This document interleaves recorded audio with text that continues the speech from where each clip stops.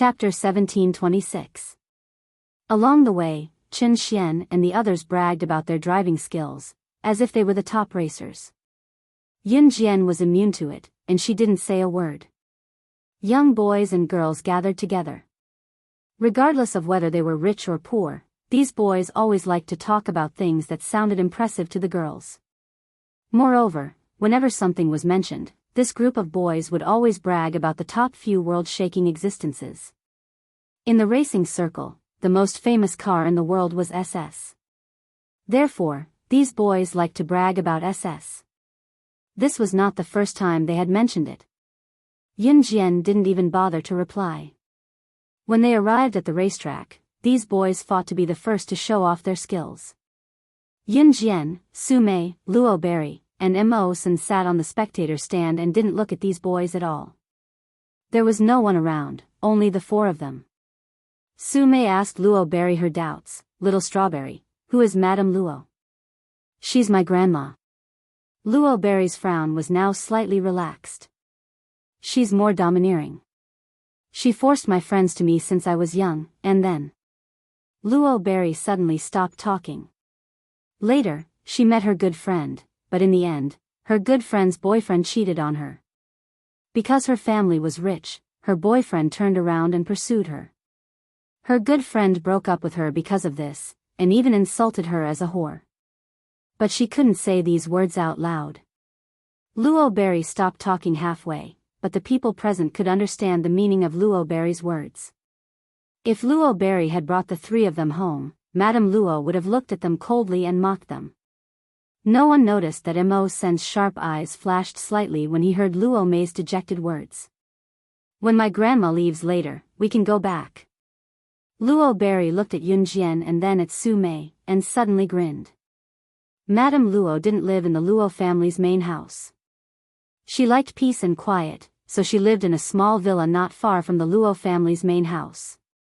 It was rare for her to come back. From the racetrack, they could see if there were any cars driving out of the gate. After basking in the sun for about half an hour, she saw the figure of old lady Luo's private driver driving her away. Seeing this, Luo Huan stood up and said to Yun Jian and the other two, "Let's go." On the other side, Chen Xian, who had been racing a few rounds to attract Yun Jian's attention, saw that Yun Jian and the others were about to leave. He quickly rushed over and asked, "You guys are leaving?" "Okay." Luo Huan nodded and left with Yun Jian and Su Mei without greeting Chen Xian and the others. Luo Mei's behavior was very unusual. Seeing this, Yun Jian did not say anything. After staying at Luo Berry's house for a day, Luo Berry asked Yun Jian and the others to stay overnight. The Luo family had a special room for guests, and the room was like a hotel. Someone would come and clean it every day. In the evening, Yun Jian was sleeping alone on the bed with her eyes closed. Suddenly, there was a strange sound of footsteps outside the door. It was not the sound of someone passing by. She turned over and stood up, opened the door and chased after it. Looking at that sneaky figure, Yun Jian's eyes turned sharp. Wasn't that Luo Xiling, Luo Huan's cousin? What did he want to do? Yun Jian's flexible figure was as fast as lightning, and she caught up with him without leaving a trace.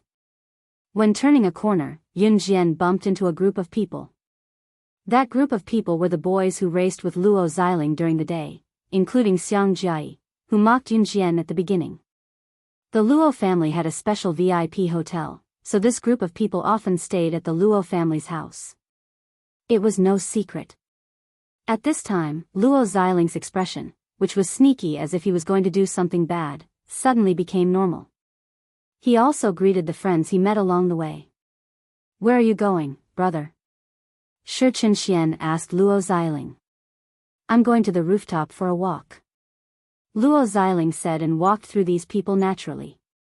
Yun Jian also pretended that nothing happened and walked to Luo Xiling. No one noticed her at first.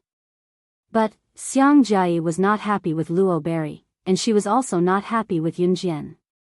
When she saw Yun Jian walking over there, she immediately called out to Yun Jian. Chapter 1727. Xiang Jiai's gaze on Yun Jian was blatant disgust. Yun Jian originally planned to pretend that she didn't see this group of people and follow Luo Xiling silently. But Xiang Jia stopped in front of her and looked at her with an expression that said, "I know what you want to do." As a rich second generation, Xiang Jia was very confident in her suspicions. What was Yun Jian doing out here in the middle of the night instead of sleeping? Besides seducing the rich second generation, what else could a poor person like her do? Xiang Jia directly identified Yun Jian as that kind of woman. Because Yun Jian didn't refute her words since the day, Xiang Jia regarded Yun Jian as a girl who wanted to please her and didn't dare to refute her. Therefore, Xiang Jia sneered at Yun Jian even more. "Why aren't you talking?" "Oh. Like I said, someone like you, I already know who you're fighting." Before Xiang Jia finished her words, Yun Jian's sharp eyes suddenly glanced at Xiang Jia, and then in front of Xiang Jia and the surrounding boys who wanted to show off in front of the girls in the afternoon, she mercilessly attacked Xiang Jia. "Your family's property is not enough for me to buy 3 fighter jets. What's the use of it?" Yun Jian didn't say anything, and everyone present thought that she had nothing to say. After all, Luo Xiling's family was so rich, and there were rich second-generation young masters and princesses living in the family. How could an ordinary girl not be envious when she lived here? Envy was one thing, but getting it was another thing. But a girl who wanted to be a phoenix flying on the branch, wasn't that the same thing? But to everyone's surprise, Yun Jian actually said such arrogant words. You. Xiang Jia was stunned by Yun Jian's words, and she couldn't react for a long time. Finally, another girl standing next to Xiang Jia couldn't stand it anymore and retorted to Yun Jian again, "Look at yourself. Why don't you take a look at yourself? A fighter jet? Have you ever flown a fighter jet? I think you don't even know how to drive a car. What fighter jet, puff?" I'm dying of laughter. After the girl finished her words, Xiang Jia's face became a little better, and then she followed the girl to fight back against Yun Jian. But at this moment, Yun Jian ignored Xiang Jia and went straight to where Luo Xiling went. Xiang Jia didn't stop Yun Jian at this time. She stood behind and ridiculed Yun Jian until Yun Jian's figure disappeared in front of everyone's eyes. SSSSSSSS, Luo's Luo's atzazazaz, Luo, SSS. SS, look SSCT's look. Was hiding. Luo S's, S. T-Tess, S2 T, S. What made Yun Jian squint was that Luo Xiling's voice was the same as Mo Sen's. After Luo Xiling said this, Luo Meiyue's bedroom door opened in the next second. As soon as the door opened, Luo Mei saw Luo Xiling. She was so scared that her face turned pale and she quickly closed the door. The door was blocked by Luo Xiling. "Cousin, why are you here? What are you doing? If you keep doing this, I'm going to scream for help." Luo Berry's face turned pale. "My dear cousin, you used to refuse to open the door no matter what. Today, I finally got the chance. You like that kid, don't you? He, I still have to thank that kid today. If it wasn't for him, how would you be willing to open the door for me, my good sister? Let me show you some love." Luo Xiling changed his elegant demeanor during the day and turned into a beast of love. Yun Jian's eyes flashed sharply. Just as she was about to make a move, she saw a black shadow flash by. Chapter 1728. Mo Sen's action made Yun Jian, who had planned to come out, hide in the dark and look at him coldly. She had felt that Luo Berry's cousin was not right, but she didn't expect he actually laid hands on his cousin. He could even do this kind of incestuous thing. Yun Jian had seen her fair share of things, so she was only taken aback for a moment. Luo Xiling's body was like a kite with a broken string, smashed to the ground. Seeing the scene where Luo Xiling wanted to humiliate Luo Berry, Mo Sen had an impulse to blow Luo Xiling's head directly. Luo Berry was wearing strawberry pajamas, which was a one-piece style. At this time, she was frightened by Luo Xiling's action and sat on the ground, holding her knees and sobbing. Luo Xiling was kicked by Mo Sen and fainted after landing. Emosen didn't know where he got his anger from. He was about to go over and kill Luo Xiling directly. But he saw Luo Berry holding her knees and trembling, squatting and sobbing. Her underwear under the dress was exposed. Fortunately, there was no one around, so Emosen let Luo Xiling go. He took off his coat, walked over and put it on Luo Berry, pulled Luo Berry up and hugged her in front of his chest. Even Emosen himself didn't know why he hugged Luo Berry. Perhaps it was because it was too distressing to see her sobbing like this. The sound of Luo Xiling being kicked by Emosen just now shocked everyone in the villa. After things calmed down, everyone was called to the villa hall. Old Madame Luo had rushed over from another villa overnight. When she arrived and saw Yun Jian, Su Mei, and Emosen's attire, she gave them a cold look. Especially when Emosen was hugging Luo Berry. At this moment, Luo Berry was only wearing Emosen's coat. Her bottom was not exposed, but her white and slender thighs were exposed. When she saw Luo Xiling fainted on the ground, Mrs. Luo was angry. What's the matter? There were many people standing around, including Xiang Jie and Shi Qianxian.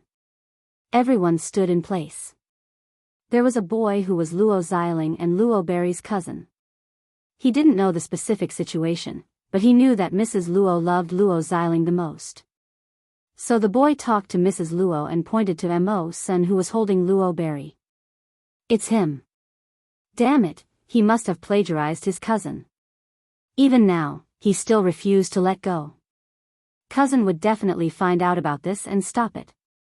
In the end, it turned out like this. The boy's words made old Madame Luo frown. She didn't like Luo Mei to begin with, and now she hated her even more. Knowing that Yun Jian and the other two were brought into the house by Luo Berry, Madame Luo hated people like Yun Jian who had no status, so she said in a domineering and feudal way, the Luo family doesn't have a descendant like Luo Berry. Shameless. Hooking up with a wild man who came out of nowhere. You even brought her into our house. Just as Madame Luo was about to continue speaking, Yun Jian immediately interrupted her. He's my subordinate. Old hag, I dare you to say the word wild man again. Yun Jian's words shocked everyone present. Who was Madame Luo? In the Luo family, other than Old Master Luo, Old Madame Luo was the most authoritative person. Even Xiang Jie and Shi Qianxian, who were usually arrogant, were in awe of Old Madame Luo. And Yun Jian. She dared to call Madame Luo an old hag in public? You. What did you say? Who are you? How dare you threaten me? Madame Luo was angered by Yun Jian. She swung her crutch on the spot and roared at Yun Jian. As soon as the words fell, Yun Jian stared at Madame Luo coldly. In front of everyone present, her words scared Madame Luo, including everyone around, out of their wits. The so-called noble families of Z country, the Luo family style is just like this. I am the chairman of Rongyao Company. If I remember correctly, your Luo family begged to cooperate with my Rongyao Company last week. Chapter 1729. Rongyao Company? Chairman? You? After all, old Madame Luo was the mistress of the Luo family. After hearing Yun Jian's words, she quickly reacted and looked at Yun Jian with a questioning and constricted eyes. The faces of the people around who were watching Yun Jian and her subordinate Emosen's joke were also slightly stiff. The faces of Xiang Jie, Shi Qianxian, and others almost instantly darkened to the extreme. The color on their faces was as if they had been smeared with feces, extremely outstanding. The chairman of the Rongyao Company? What a joke! Grandma, the Rongyao Company is a big multinational company. Even among the large international multinational companies, it is one of the best. But how old is she? How dare she say that she is the chairman of the Rongyao Company? Don't be fooled by her. The boy who just flattered old Madame Luo just now was Luo Xiling and Luo Mei's cousin, Luo Zhongzhong. Because the Luo family was in business, the descendants of the Luo family usually had contact with companies and had some understanding of many companies in the world today. In order to please Luo Xiling just now, Luo Zhongzhong helped Luo Xiling to say that Mo Sen sneaked into Luo Mei's room and wanted to do something to her. After that, he was caught by Luo Xiling and even knocked out Luo Xiling. Now, in order to please old Madame Luo, Luo Zhongzhong spoke again and found all kinds of reasons to deny Yun Jian's words. Luo Zhongzhong's words were indeed reasonable. What kind of company was the Rongyao Company's status? Could Yun Jian be the chairman of the Rongyao Company? She must be dreaming. It's the middle of the night. Do you think you're dreaming? Could it be that he was sleepwalking? Ha ha ha. There was a burst of mocking laughter around. Yun Jian's eyes deepened. She was about to do something else when Mo Sen stopped Yun Jian's action and stood up. Young madam, this has nothing to do with you. You don't have to do anything. Mo Sen was an upright person. Yun Jian had no responsibility to speak up for him tonight. What's more, he was one of the 4 leaders of the Enhan organization. How could he not solve this kind of problem? Su Mei stood aside and opened her mouth but said nothing in the end. Listen. Did you hear that?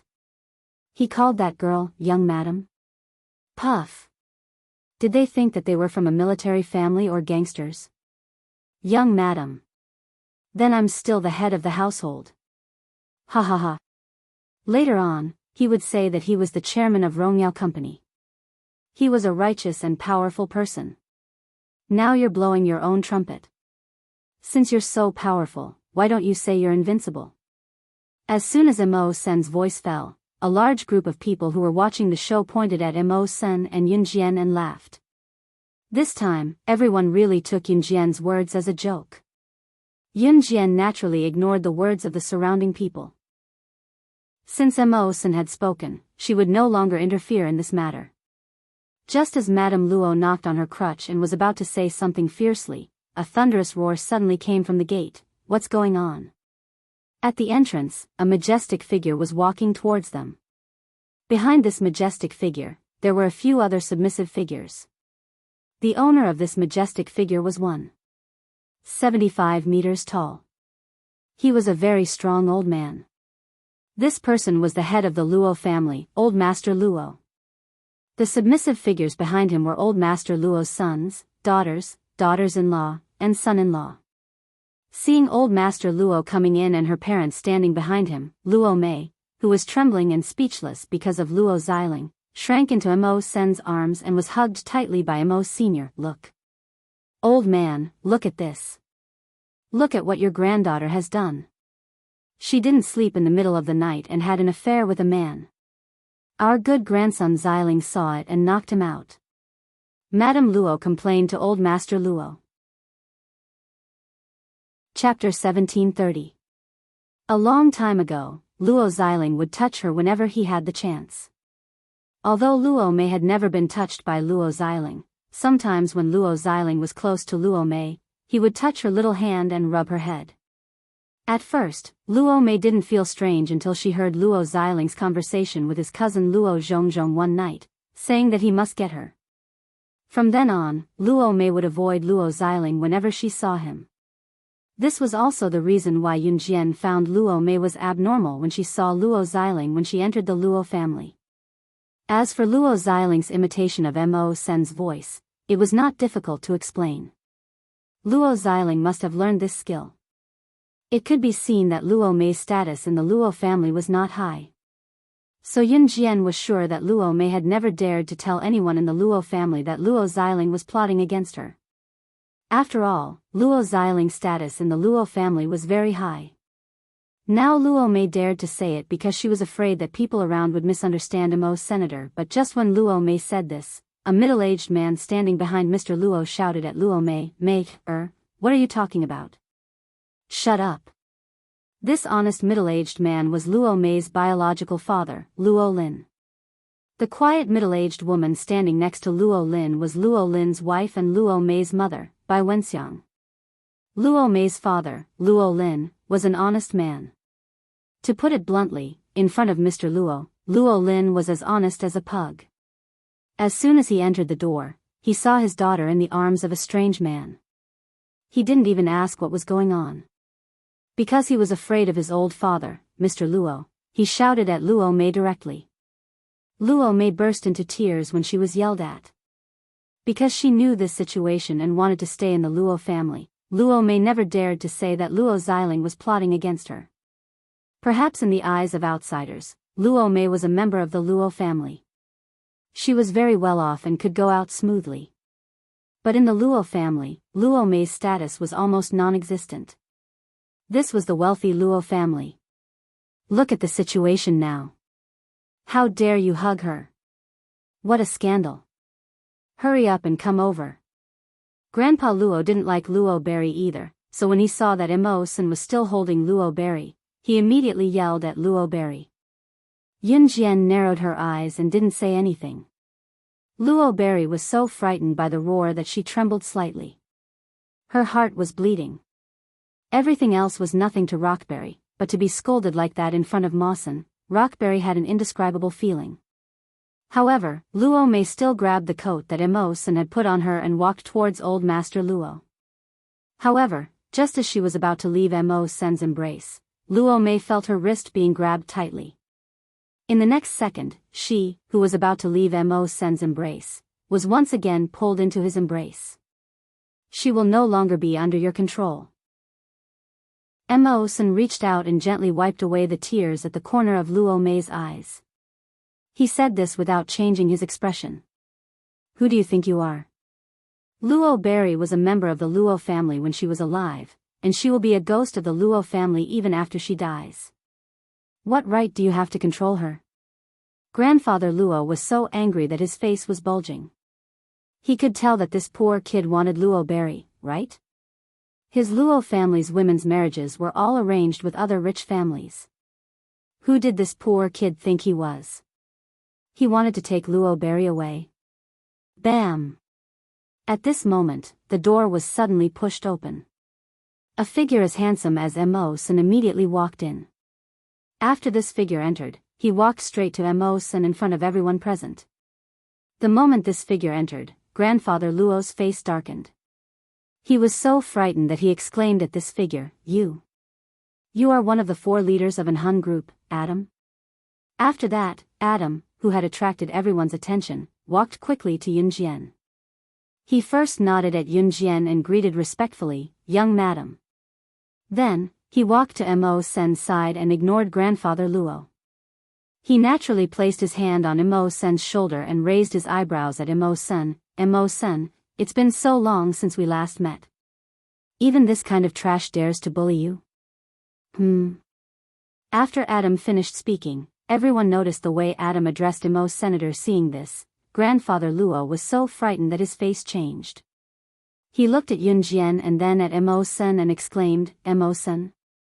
Are you one of the 4 leaders of an Hun group, Emosen? Chapter 1731. Among the 4 leaders of the Hun organization, Shuang was the one who hung around the public the most. Next was Adam. Although Adam and Emosen often followed CE, Adam would hang around with Shuang whenever he had free time. Therefore, there were still many international bigwigs who knew Adam well. Emosen was a relatively low-key person. He usually followed CE silently and acted in a low-key manner. Therefore, there were not many opportunities for him to be exposed in front of international bigwigs. As for Lin Wei, he was in charge of the Hun organization's assassin training camp. Therefore, he had the least opportunities to be exposed in front of international bigwigs. Grandfather Luo happened to see Adam once before. At that time, Adam was still standing with Shuang. In front of the real international bigwigs, Grandfather Luo didn't even dare to fart. Therefore, when he saw Adam, he didn't dare to go forward. At this moment, he suddenly saw Adam and heard how Adam addressed Emosen. Old Master Luo was dumbfounded. Especially when Adam respectfully addressed Yun Jian as, Young madam. Young madam? Xiang Jai, Shi Qian, Luo Zhongzhong, and Old Madam Luo, who were standing around, were all stunned at this moment. They were looking at Yun Jian with disbelief and fear. Grandfather Luo just looked at Adam and Emosen and exclaimed. Everyone present felt that Adam and Emosen's identity was not ordinary. At this moment, everyone who was shocked by Adam and Mo Sen's identity suddenly came back to their senses. Just now, Mo Sen also called Yunjian as young madam, but the people around didn't take it seriously. Instead, they mocked and ridiculed. At this moment, Adam, who was frightened by grandfather Luo, also called Yunjian as young madam. And Adam and Mo Sen were the 4 leaders of the Inhun organization? Everyone present was dumbfounded. Their faces were so dark that they couldn't be described with words. Yunjian, was she the young madam of the Inhun organization? Damn old man, don't look at me with such a shocked expression. You guessed right. Mo Sen, one of the 4 leaders of the Inhun organization, is the wild man you're talking about. Yunjian crossed her arms. She didn't intend to participate, but she didn't expect grandfather Luo to point the spearhead at her. Therefore, she added a few words. What? The person who scolded Mo Sen as a wild man was Madame Luo. At this moment, after hearing Yunjian's words, Madame Luo directly covered her heart and was so scared that she almost had a myocardial infarction. Old Master Luo had told old Madame Luo a long time ago that there were only 2 underworld forces in the world that should not be provoked. One of them was the Inhun organization, and the other was the Kosha mercenaries. And just now, she actually scolded one of the 4 leaders of Inhun organization, Mo Sen, whose position was second only to the mysterious leader of Inhun organization. Grandma. Grandma. Mrs. Luo was so scared that she fainted directly, and all the grandchildren around her rushed over.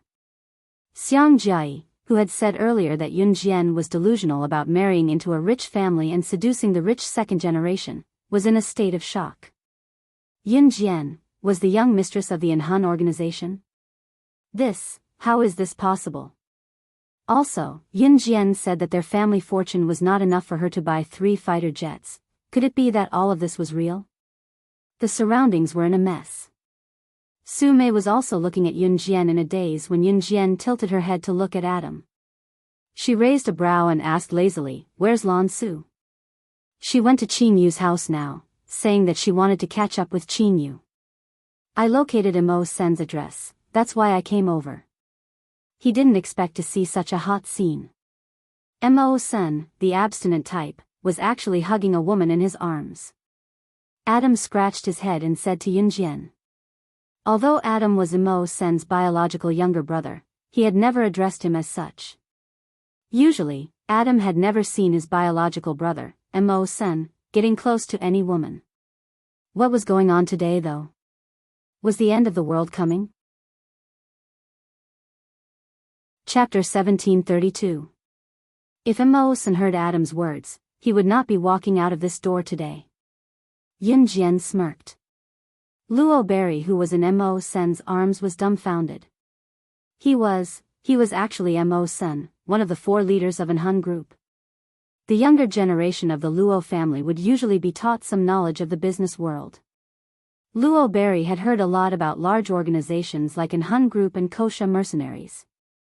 However, Luo Berry thought that she would never have any dealings with Inhun Group or Kosha mercenaries in her life, so she had never purposely explained it.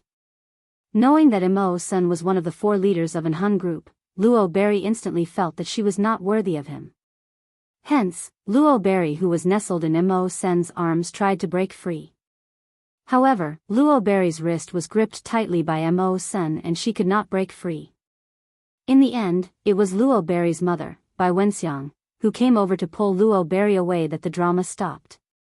It was then that Mo Sen realized that he had been holding the innocent girl's hand for quite some time. What, are you tempted? Snatch her home if you are. Adam, who stood beside Mo Sen, extended his right arm to nudge him as he said with a grin. Don't spout nonsense, Adam. Mo Sen's gaze dimmed as he walked away. Mo Sen was not a man of words. Yunjian had wanted to help Mo Sen and Luo Berry, but with Adam guiding Mo Sen, her intention to help Mo Sen was nixed. Old Madame Luo and Luo Xiling had fainted, but the Luo family was so busy that they called a family doctor to check on them. They were only relieved after making sure that they were fine. Yunjian slept soundly that night. After staying at the Luo family for 3 days, Yun Jian even invited Luo Berry to Longmen City before she left. Luo Berry was not going, but she went with Yun Jian after Old Master Luo called her to the study and lectured her. Yun Jian narrowed her eyes when she saw Luo Meiqi coming out of the study with a sullen face. Although she didn't ask Luo Meiqi what Luo said to her in the study, she could imagine what Luo Meiqi would say. Coincidentally, Yun Jian, Su Mei, and Luo Meiqi were taking a walk in the flower bed. Su Mei couldn't help but ask Luo Meiqi, "Little Strawberry, what did that old man say to you just now?" At first, Luo Meibei refused to say. Later, under Su Mei's questioning, Luo Meibei finally stuttered and told her what Old Master Luo had told her just now. What? That old man was actually so vicious. He actually asked you to seduce Mo-san. He even said that if you can't seduce him, he'll let you get engaged to someone you don't like? Are you people from the rich and powerful families all so unreasonable? Didn't they look down on him from the start? If you ask me, Little Strawberry, you might as well come with me. Su Mei exclaimed after hearing Luo Mei's words. Yun Jian's eyes also darkened slightly. These were all tricks of the rich and powerful families. When they saw that Mo-san had nothing, they couldn't wait to chase him away. Once they knew that Mo-san was the leader of Han, they ordered or threatened Luo Meiqi to seduce Mo's senator. If the seduction didn't work, fine, then you can just wait to get married to someone you don't like. Although Su Mei was a special forces soldier, she was an upright person. She had never thought that the rich and powerful families would be so complicated. Luo Meiqi was so frightened that she quickly covered Su Mei's mouth. Then, she looked at Yun Jian and then at Su Mei. She said very firmly, "I won't let them get what they want. They want to use his power to gain benefits for themselves. I won't let this happen. Even if I have to get engaged to someone I don't like, I won't harm him." Luo Meiqi said with a determined expression. She couldn't harm him. She couldn't let the Luo family use him.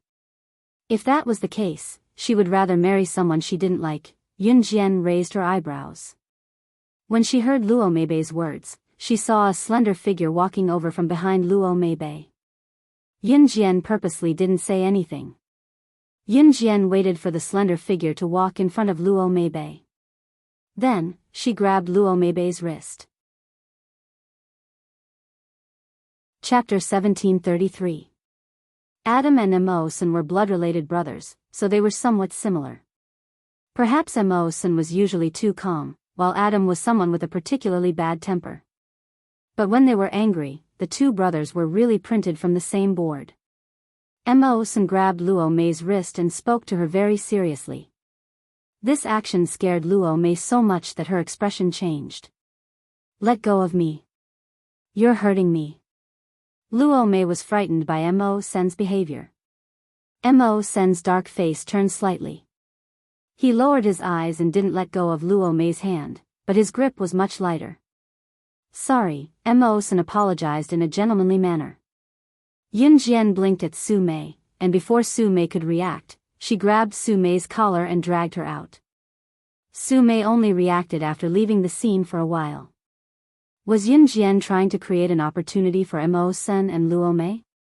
Wow, so cool. Su Mei's reflexes were rather slow. It was only when she was dragged out by Yun Jian that she realized what had happened. Su Mei was already in her 20s, but she still had the heart of a young girl. Yun Jian smiled slightly. Just as she grinned, a large group of boys and girls rushed out from the surroundings. Looking closely, wasn't the leader Xiang Jie? Yun Jian only recognized a few of the surrounding boys and girls because they were following behind Xiang Jie. Just as Yun Jian blinked, Xiang Jie pointed at Yun Jian and said arrogantly, "Yun Jian, you made me lose face in front of them. Don't think that you're the young madam of the Han organization. I'll be afraid of you." I brought everyone here today to teach you a lesson." Xiang Jie obviously didn't know what kind of existence the Han organization was, which was why she said such words. Yun Jian's red lips curved into a smile when she heard that. Xiang Jie was originally walking with Shi Qinshuan's group, but she didn't see Shi Qinshuan and the rest now. It wasn't hard to guess that Xiang Jiayi must have been mocked by Shi Qinxian and the rest 3 days ago when she mocked Yin Jian. A rich young lady like Xiang Jiayi wanted to save some face. Plus, she didn't know what kind of organization the Anhan organization was, so she brought a group of people here to cause trouble. Xiang Jiayi didn't know Yin Jian's capabilities, so she shouted, "All of you, attack." Xiang Jiayi's words, Yin Jian suddenly narrowed her eyes. In the next second, before Xiang Jiayi and the rest of them could do anything, they fainted on the spot. Yun's eyes flashed sharp eyes, and then she fainted too. Su was really fainted. A while later, a large group of men in black came over and took Yin Jian and the others away without a sound. These girls are the daughters of wealthy merchants. Look at them, their skin is so soft and tender. Load them all up and take them away. The voice was crystal clear. Yin Jian didn't move. She didn't faint, but there was a slight change in her expression. She fainted just now because she wanted to see who the people who drugged them were. However, Yin Jian was sure now. Heh, what a joke. She really bumped into them. She had experienced this scene when she was 5 years old in her past life. She didn't expect assassin organizations to have such a huge appetite now. They even wanted to kidnap teenage girls? That was right. The men in black who drugged Yin Jian and the rest were from a small assassin organization. Most assassin organizations would kidnap girls around 5 or 6 years old and train them to become assassins from a young age. However, Yin Jian couldn't be mistaken. These men in black captured them to train them to become assassins. That was why Yin Jian thought they had such a huge appetite. They used to kidnap little girls, but now they wanted to kidnap teenage girls? Was there no one else in the world? Unfortunately, this group of people captured her. What a joke. Slaying God, the top international secret agent ranking, was captured. She was even sent to an assassin training camp. Chapter 1734. But from the looks of it, there were quite a lot of people who had been caught. Yin Jian was able to determine that they were currently being locked up in a large truck. There were quite a few teenage girls lying around her. There were also boys, but not many of them. The large truck was sealed off from all sides, leaving only a few air vents, so that the many unconscious boys and girls wouldn't suffocate to death. The voices of conversation just now were clearly coming from outside the large truck. The large truck was sealed off from all sides, so the voices were coming from outside the truck, but she could still hear them clearly. After a while, the voices outside the truck paused for a few seconds, and then another voice came out, "Hurry up. Go, go, go. If we don't leave now, we'll be discovered. Is the back door locked? This batch of goods is very important. They will be working for our organization in the future." People were described as goods in their mouths. After a while, the large truck started moving. No one was awake around her. Yin Jian silently stood up and walked to a plastic wall where she could vaguely see the outside. She squinted her eyes and used the dim light to look outside. The large truck was traveling on an extremely bumpy road that was rarely traveled. There was mud all around the road, and large pieces of rocks were piled up together. It was quite bumpy.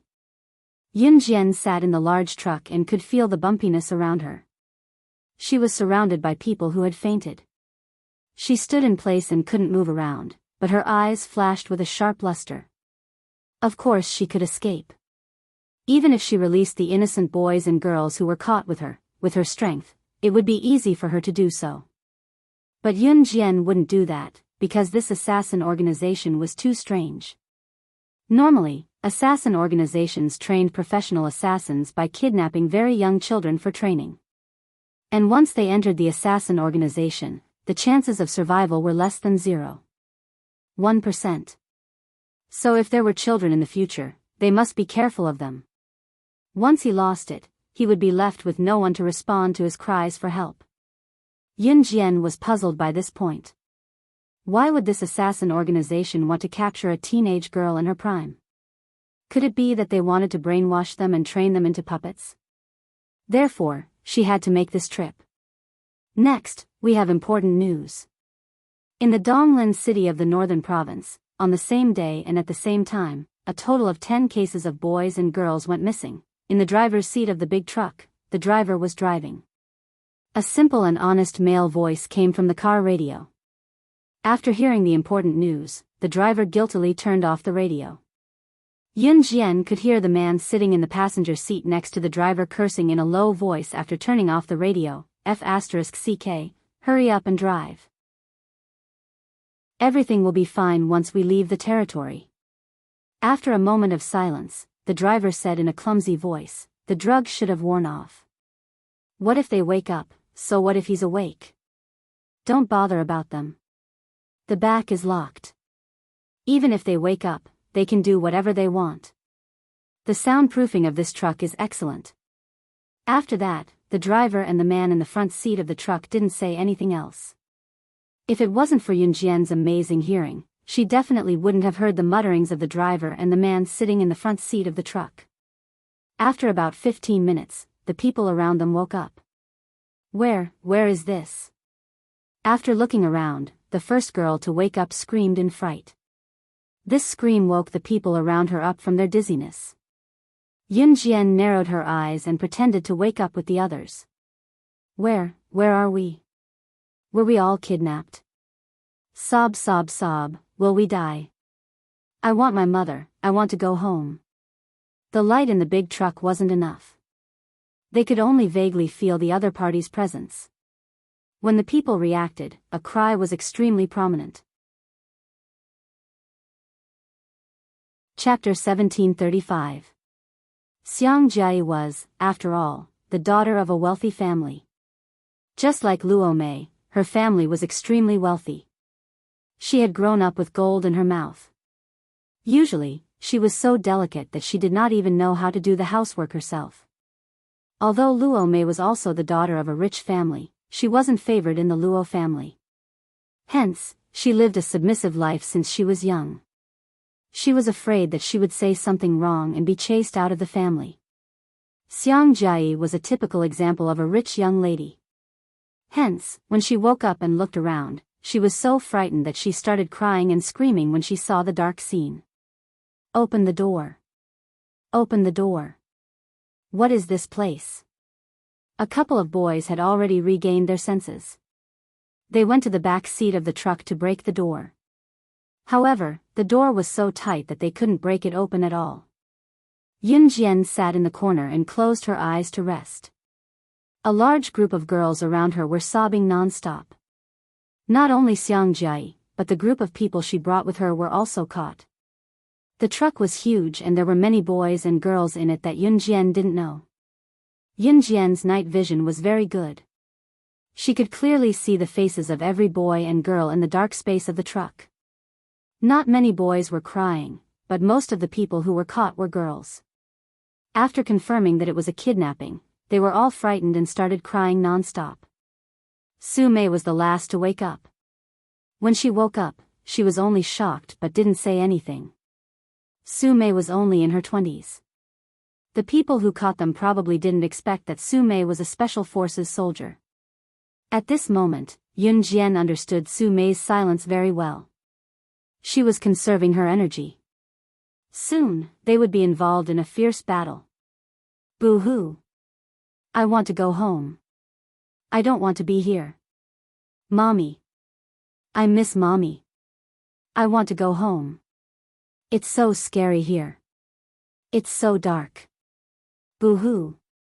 Half an hour later, the surrounding girls' throats were hoarse from crying. Xiang Jia was still screaming. Yun Jian closed her eyes and kept quiet for a long time. Xiang Jia was still screaming and crying 45 minutes after the group of people woke up. Shut up if you don't want to be the first to die. Yun Jian's sudden shout made Xiang Jia, who was still in a state of fear and panic, immediately shut her mouth. It finally quieted down. Yun Jian closed her eyes again. But just as she closed her eyes, Xiang Jia suddenly heard Yun Jian's voice. She grasped Yun Jian's position and pounced on Yun Jian. It's you. Yun Jian, it's you. It's all your fault. If it wasn't for you, we wouldn't be here. Go to hell. Die, die. Xiang Jie screamed madly. She couldn't see where Yun Jian was, but she rushed forward and stepped on several innocent people. Then, she pounced on Yun Jian. However, just as Xiang Jie was about to pounce on Yun Jian, who could sense the source of the sound in the dark, knocked Xiang Jie out with a backhand chop. There was some light coming in from the surroundings. The surrounding boys and girls were shocked when they saw Yun Jian's dexterity. It's noisy. Yun Jian frowned. She directly put the unconscious Xiang Jie aside and closed her eyes again to recuperate. The surrounding boys and girls all sucked in a breath of air, and it was obvious that they were all silent. After a while, the boy who failed to break down the door with his men just now walked near Yun Jian. With the help of the light coming in from the outside, the boy tried to calm himself down. He looked at Yun Jian, who had closed her eyes, and asked softly, "Hello, Yun Jian. My name is Ma Yichen. I see that you're not flustered at all. Well, I want to ask you if you know our current situation." After the boy who called himself Ma Yichen and his friends fainted, they woke up in this truck inexplicably. Of course, he was also afraid, but as a man, he just didn't want to show his fear. "Brother Yichen, what's the use of asking her? She's not a god. How can she know? I think she can't even protect herself. She's still pretending to be noble and not afraid at all. Brother Yichen, I won't let you be a good person today. So what if that group of people kidnapped us?" Brother Yichen, you know Taekwondo, Wushu, and Judo. Are you afraid of them?" A rather confident female voice came from the surroundings. There was a hint of flaunting in her words. Yun Jian opened her eyes. Don't talk nonsense." Ma Yichen quickly stopped the girl. The girl's name was Hu Yiru. When she heard this, Hu Yiru was still unconvinced. She was about to continue speaking when Yun Jian's cold words made everyone panic. Chapter 1736. Welcome to the world of killers. Yun Jian's words aroused fear in the hearts of the people present. "What do you mean by the world of killers? What are you talking about?" After Yun Jian's words fell, there were immediately frightened exclamations from the surroundings. What was she talking about? What world of killers? They were kidnapped now, not playing a game. For some reason, Ma Yichen and the two boys standing next to him felt a surge of hot blood in their hearts when they heard Yun Jian's words, even though they did not know what Yun Jian meant. What she said just now made their hearts boil. "It seems that you know where we are. Then, can you please tell us what's the situation we're in now? Did someone kidnap us or?" After a moment of excitement, Ma Yichen looked at Yun Jian and pleaded with Yun Jian to tell him. He was suddenly drugged, and when he woke up, he was loaded onto an airtight big truck, and was transported to an unknown place without any help, no matter how much he screamed. Not to mention those girls who cried at the beginning, even Ma Yichen himself was flustered. However, as a boy, he had to be strong. Could he be like the girls present, clenching his fists and wiping his tears with the corners of his eyes? This was simply an impractical thing.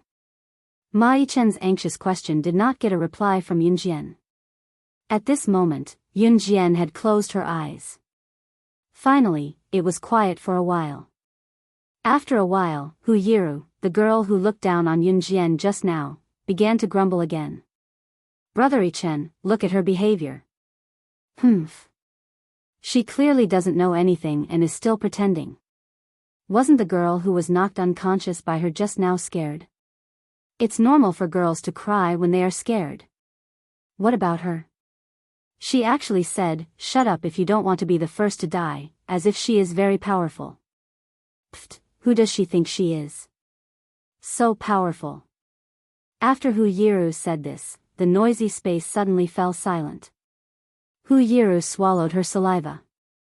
Noticing the sudden silence around her, she turned to Yun Jian and added, "My brother Yichen is so powerful, but he's not as arrogant as you.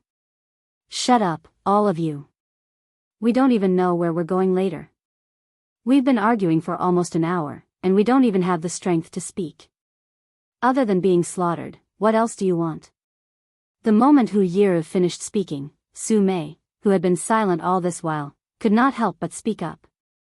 Yin Jian's reply was brief because she didn't want to use all her energy to talk. Su Mei couldn't help but open her mouth. These people were too noisy. After Su Mei finished speaking, Hu Yiru paused. She had nothing to say. Just now, Yin Jian asked you to shut up because she wanted you to conserve your energy. Otherwise, you won't even have the strength to fight back. We don't have anything to eat or drink right now. What's the use of crying and talking all the time?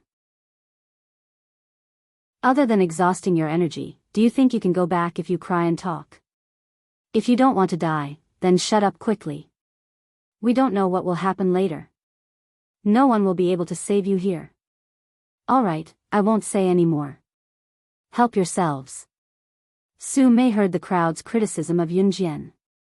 In the end, she couldn't help but stand up for Yin Jian. After hearing her words, the attitude of those who didn't have a good impression of Yin Jian instantly changed. Perhaps it was because Su Mei was older and gave people the impression that she was rather mature, so the crowd really listened to her and stopped talking. Silence returned to the car in an instant. Yin Jian raised her eyebrows and closed her eyes. Chapter 1737. The big truck drove for at least 10 hours before it finally left Country Z. Then, it kept driving, heading to a place unknown to the girls. Yin Jian could feel the trajectory of the car. She remained silent but looked at the scene outside through the small gap in the plastic wall. Will we be sold? After a long time, a young girl hiding in the corner spoke up. After being silent for so long, they were hungry and thirsty. In addition, the girls had cried until they had no strength left. At this time, they were all dizzy and did not even have the strength to raise their hands. Yin Jian and Su Mei had only said a few words, so they were full of energy now. Then, will we be sold off to some old bachelor in the countryside as wives or something like that, just like in the movies? I don't want to. I'd rather die than be sold. As soon as the girl finished speaking, the other girls were so scared that their faces turned pale. Their minds immediately filled with many images, and they were so scared that their bodies kept twitching. In 1999, there were many movies where rural women or children were abducted and sold. The main purpose was to remind everyone to be on guard. There were many good people in this world, but there were also bad people. As mothers, they had to keep an eye on their children at all times. As children, they should not run around casually or leave their mother's line of sight. In times of crisis, as long as someone said something scary, someone would immediately fill in an even scarier image. In the end, everyone was scared together. This was not uncommon. When the girl spoke, the surrounding people's faces changed. Just imagining an old bachelor in the countryside who had not bathed for a few years pouncing on her, that image, No. I don't want to. I want to go home. Brother Ichen, you must protect me. The more Hu Yiru thought about it, the more scared she became. In the end, she was so scared that she threw herself on Ma Yichen. Ma Yichen reached out and placed his hand on Hu Yiru's back to comfort her, but he did not say anything. After a while, it quieted down again. After about 10 hours of driving, the big truck finally stopped. The car did not stop. Although the people present were starving, they were afraid of what would happen in the future. However, they did not feel extreme fear. At this moment, the car stopped. This meant that the future that everyone feared would happen had arrived. What? What should I do? Whoa, I will never come out alone in the future.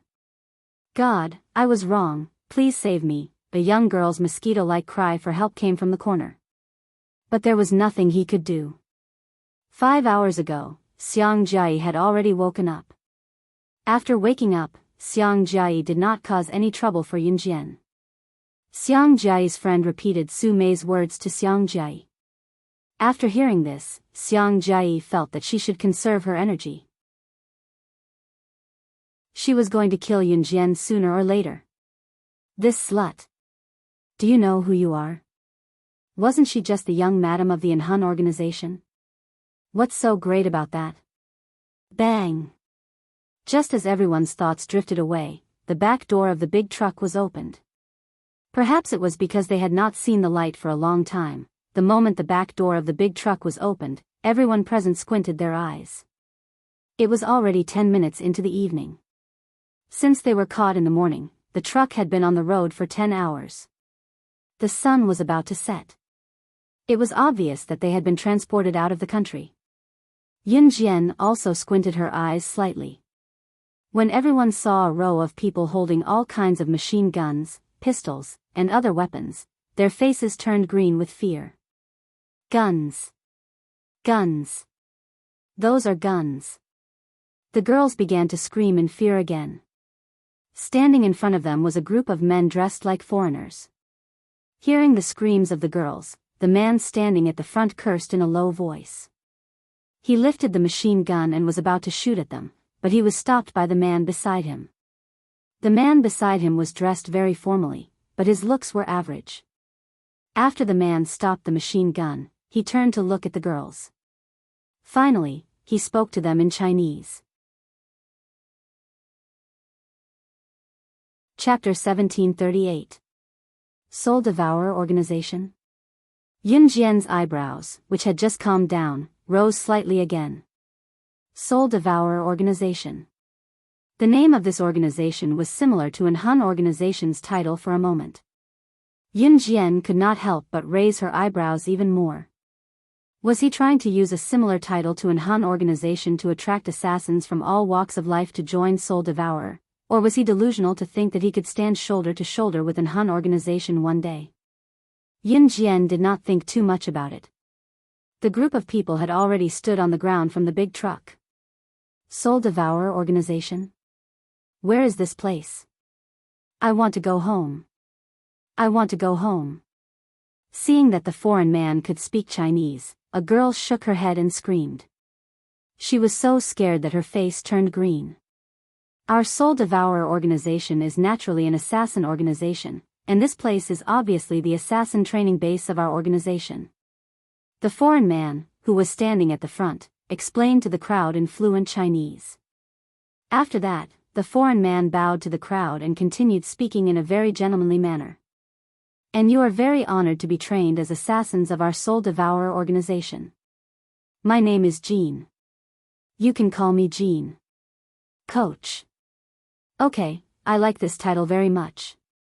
As soon as Jean finished speaking, the girl, who had been hiding in the corner, saw that Jean was elegant and gentlemanly. She immediately begged for mercy.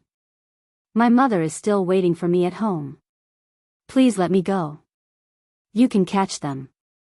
You can do whatever you want with them. Just let me go, okay? I'll go back by myself. I promise I won't tell anyone about what happened here. The girl selfishly pointed at Yun Jian and the rest and ran back after she finished speaking. Everyone was shocked. Who would have thought that the girl, who was still quite gentlemanly just now, would raise the pistol in her hand and shoot the girl who was trying to escape without giving the crowd any time to react? Blood splattered everywhere. Jean did not realize that he had just killed someone. He was still looking at the crowd with a smile on his face, looking as gentlemanly as ever. Do you like this gift? Ah. Ah. Ah. That girl was dead. She was dead. Only then did everyone realize where they were. Panic and fear spread through their bodies. Whether it was Xiang Jie or Hu Yiru, who had previously disliked Yun Jian, they were so frightened that their faces changed. Even Su Mei, a member of the Special Forces, had a dark expression on her face. At this moment, Yun Jian's words suddenly flashed across everyone's mind. Welcome to the world of assassins. The world of assassins. She was right. This was really the world of assassins. After killing the girl who was trying to escape, there was no change in his expression at all. It was as if he had just stepped on an ant. It made people's hair stand on end.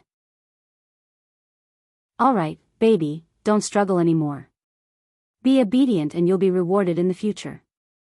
He threw the gun in his hand to his subordinate, then took out a white handkerchief from his trouser pocket and gently wiped his palm and the back of his hand. None of the people present would be able to imagine the ghastly and fearful feeling in this situation unless they personally experienced it. Xiang Jia was so scared that she didn't dare to make a sound, but she covered her mouth with all her might. She was so scared that her whole body was trembling, and she couldn't even stand straight. Ma Yichen was so scared that his face turned pale. At this time, he was really scared. As for Hu Yiru, who was very proud of her brother Yichen's taekwondo, judo, and sanda skills, her expression could no longer be described as horrified. They were all holding guns in their hands. They were guns. How could she deal with her so-called brother Yichen?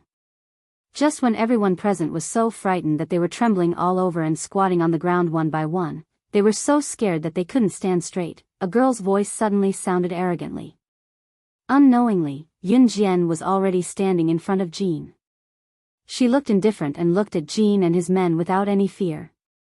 She spoke in a commanding tone. Chapter 1739. When the girl realized what kind of place this was, she was so scared that she turned around and ran away. However, she was shot dead by Xian, and her blood splattered on the spot. This scene made everyone present turn pale with fright. The first impression Xian gave was that of a gentleman, and it was the same now.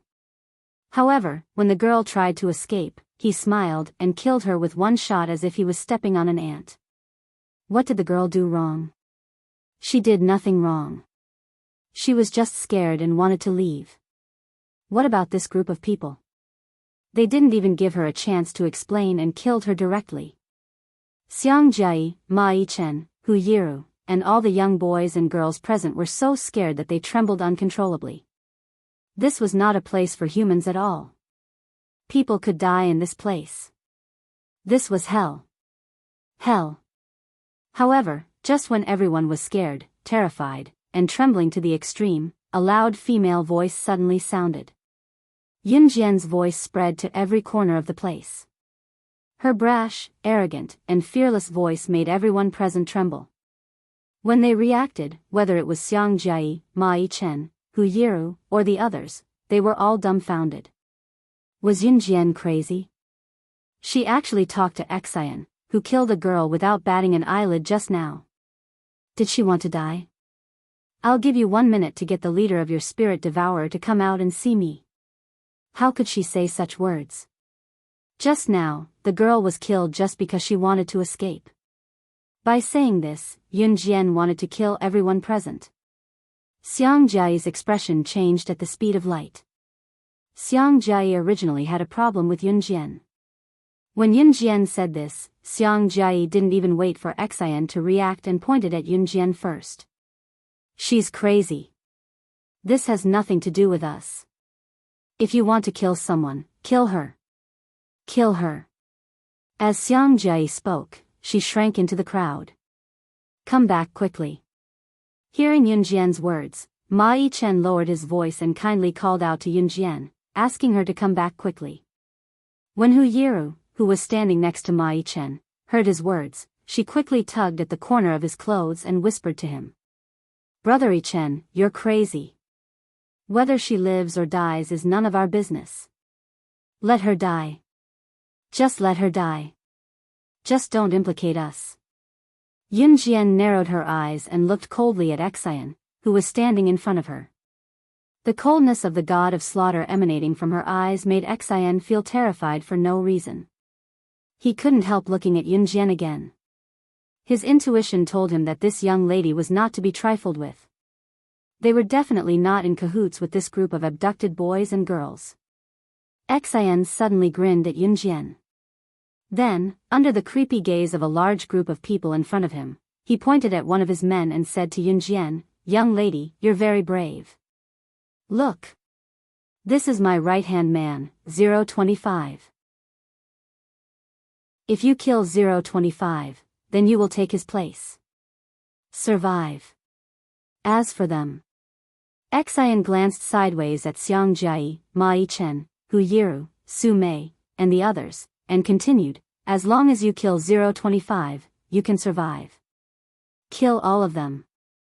After that, a large group of men behind Xian pointed their machine guns at Xiang Jia, Ma Yichen, Hu Yiru, Su Mei, and the others. 025 was Xian's right-hand man. In the killer training camp, except for those with high status, everyone was called by a number once they entered.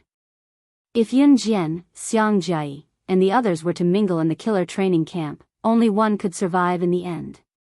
This was an unchanging law since ancient times. Therefore, as soon as Xian spoke, Xiang Jia and the others were so scared that they retreated to the corner and dared not move. Yun Jian. How dare you? You. Xiang Jia was afraid that Yun Jian would do it.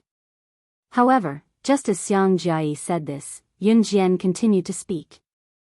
She looked at Xian and pointed at 025, "You want me to kill him?" "Yes, kill him, and his position will be yours." Xian continued to induce Yun Jian. Yun Jian was definitely a good seedling. Xian wanted to take Yun Jian for his own use. Obviously, Xian thought that Yun Jian was braver than ordinary people because of what she said before. In the killer world, if you were strong, you could take the other person's position if you killed him. Xiang Jia, Ma Yichen, and the others gradually began to realize what the killer world was. It was an inhumane place.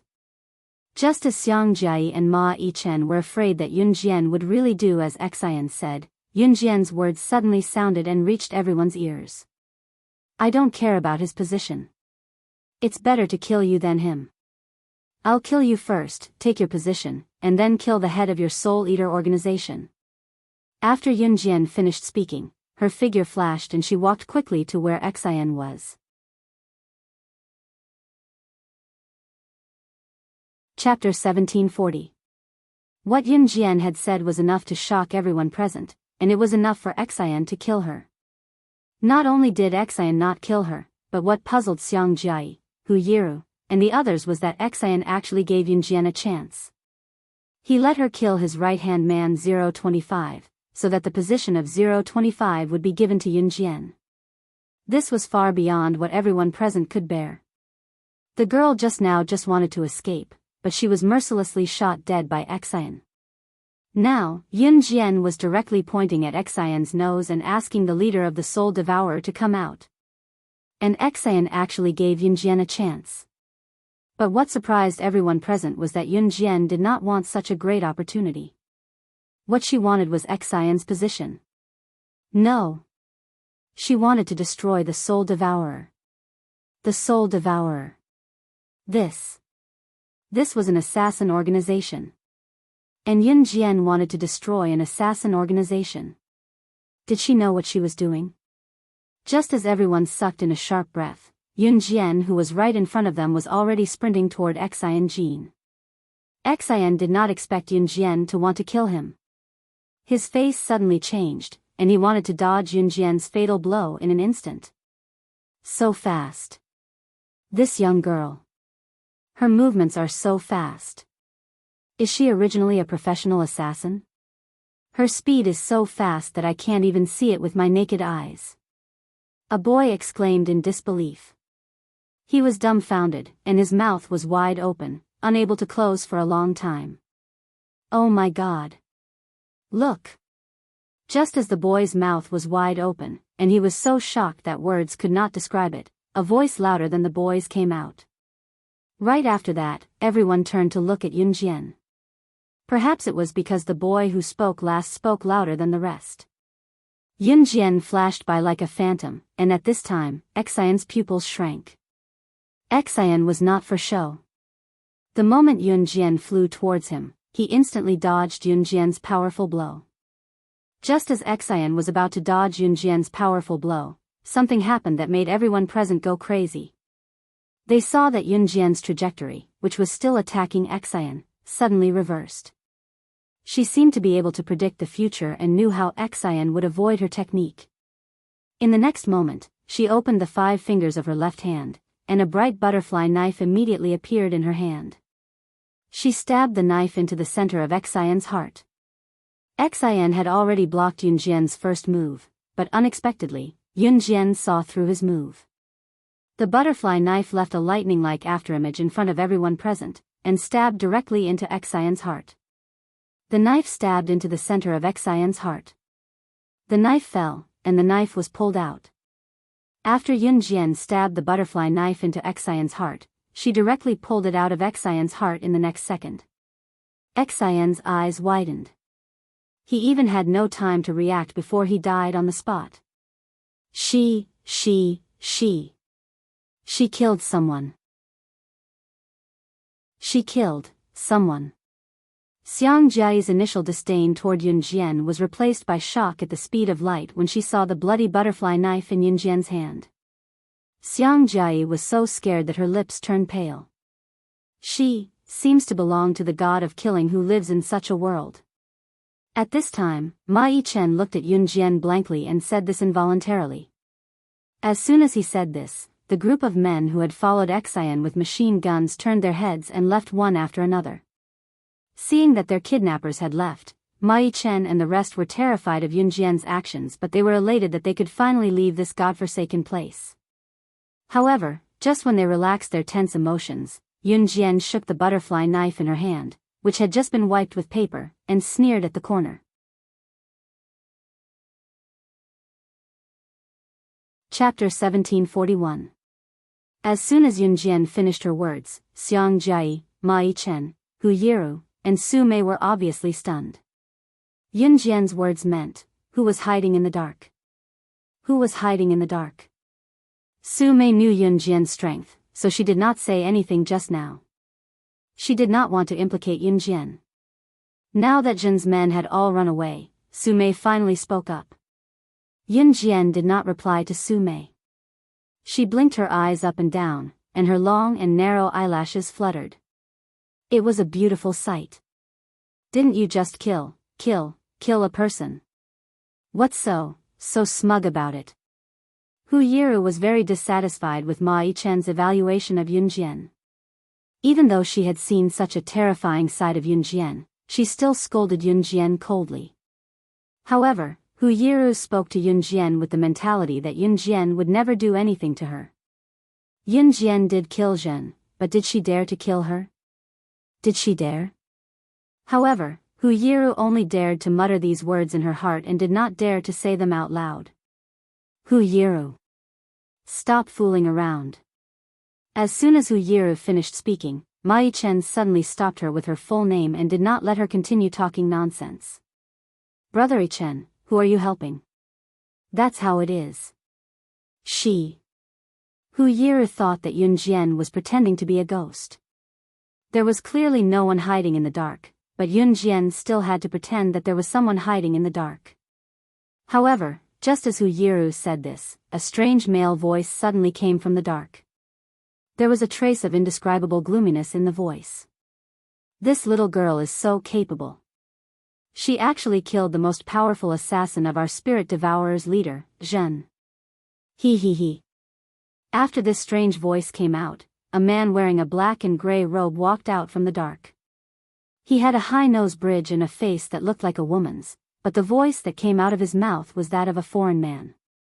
Although this foreign man looked a little like a woman, as long as one was not blind, one could still tell his gender at a glance. The foreign man spoke extremely fluent Chinese. Coupled with his strange tone of voice, everyone present had a moment of panic. There was really someone hiding in the dark. Who was this foreign man who suddenly appeared? Your purpose. This foreign man had been standing in the dark and watching the situation here for a long time.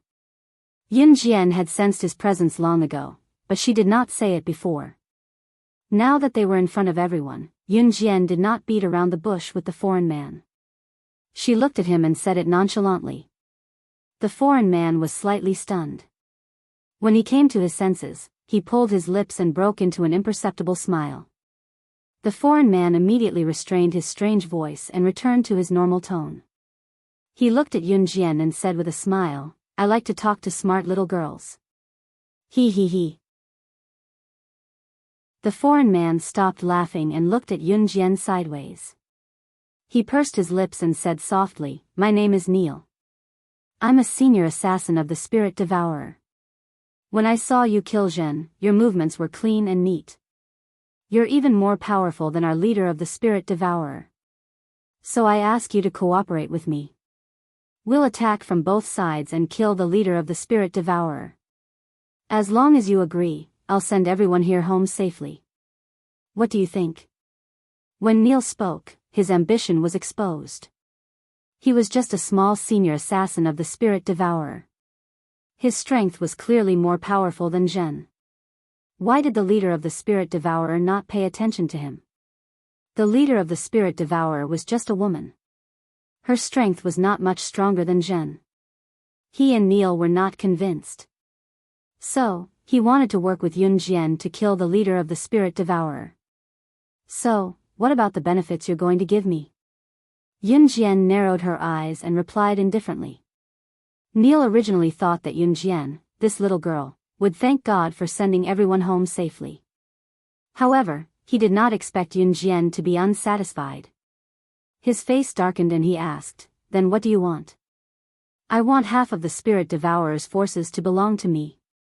Yun Jian's words made Neil's pupils shrink slightly. Chapter 1742. When the students standing around heard Yun Jian's words, they were all stunned. Yun Jian actually wanted the Soul Devourer's power. What did she want the Soul Devourer's power for? Jinier was also completely stunned. Jinier was stunned because Yun Jian's appetite was too big. Usually, when a girl of Yun Jian's age was captured and sent here, she would be thankful as long as she could be sent back safely. However, Yun Jian actually wanted half of the Soul Devourer's power. In fact, Jinier did not know that Yun Jian usually did not want half of the organization's power, but the entire organization. Usually, when Yun Jian took a liking to someone, she would poach the person and the organization under her name. Now, she wanted half of the Soul Devourer's power for two reasons. First, she did not like Jinier. Jinier was too murderous. If she took him under her wing, there was a 99.9% chance that he would betray her. Second, the Soul Devourer had unspeakable secrets. These secrets would lead to a massacre. If she, Yun Jian, wanted half of the organization's power, if there was a crisis in the future, the first one to suffer would not be her, but Jinier. Yun Jian was not the kind of person who would take people under her wing just because they had strength. It also depended on the other party's character and whether they would betray her. "Of course, you can also reject me and continue to be a high-level assassin," Yun Jian said. When Jinier heard Yun Jian's words, his dark eyes suddenly flashed, as if there was a strange and sinister luster. "Okay. As long as you help me get the Soul Devourer, I'll give you half of the organization's power." Jinier agreed immediately. "Giving it to you doesn't mean that you can't get it back. You're just a young girl, yet you want to get half of the Soul Devourer's power. You must be dreaming." Jinier originally planned to send Yun Jian and her group away casually. Now, he wanted to kill Yun Jian and her group. Deal. Yun Jian clearly saw the sinister flash in Jinier's eyes. She pretended that she did not see anything and smiled faintly. In order to prevent Yun Jian from not cooperating, Neil asked Su Mei, Xiang Jia, Mai Chen, and everyone else present to follow him to the residence of the leader of the Spirit Devourer.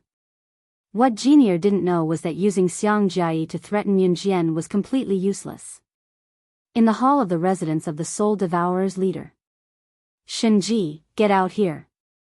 Give up your identity as the leader of the Soul Devourer and I'll leave you with an intact corpse." Ha ha ha.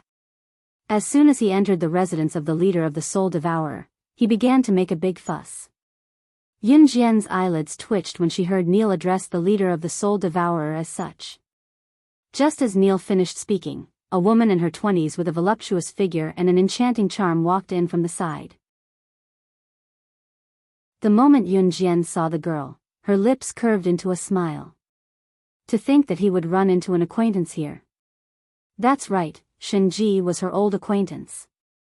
Among the thousands of people who had been trained as assassins in the same batch as Yun Jian, only 3 of them had left in Hun group alive.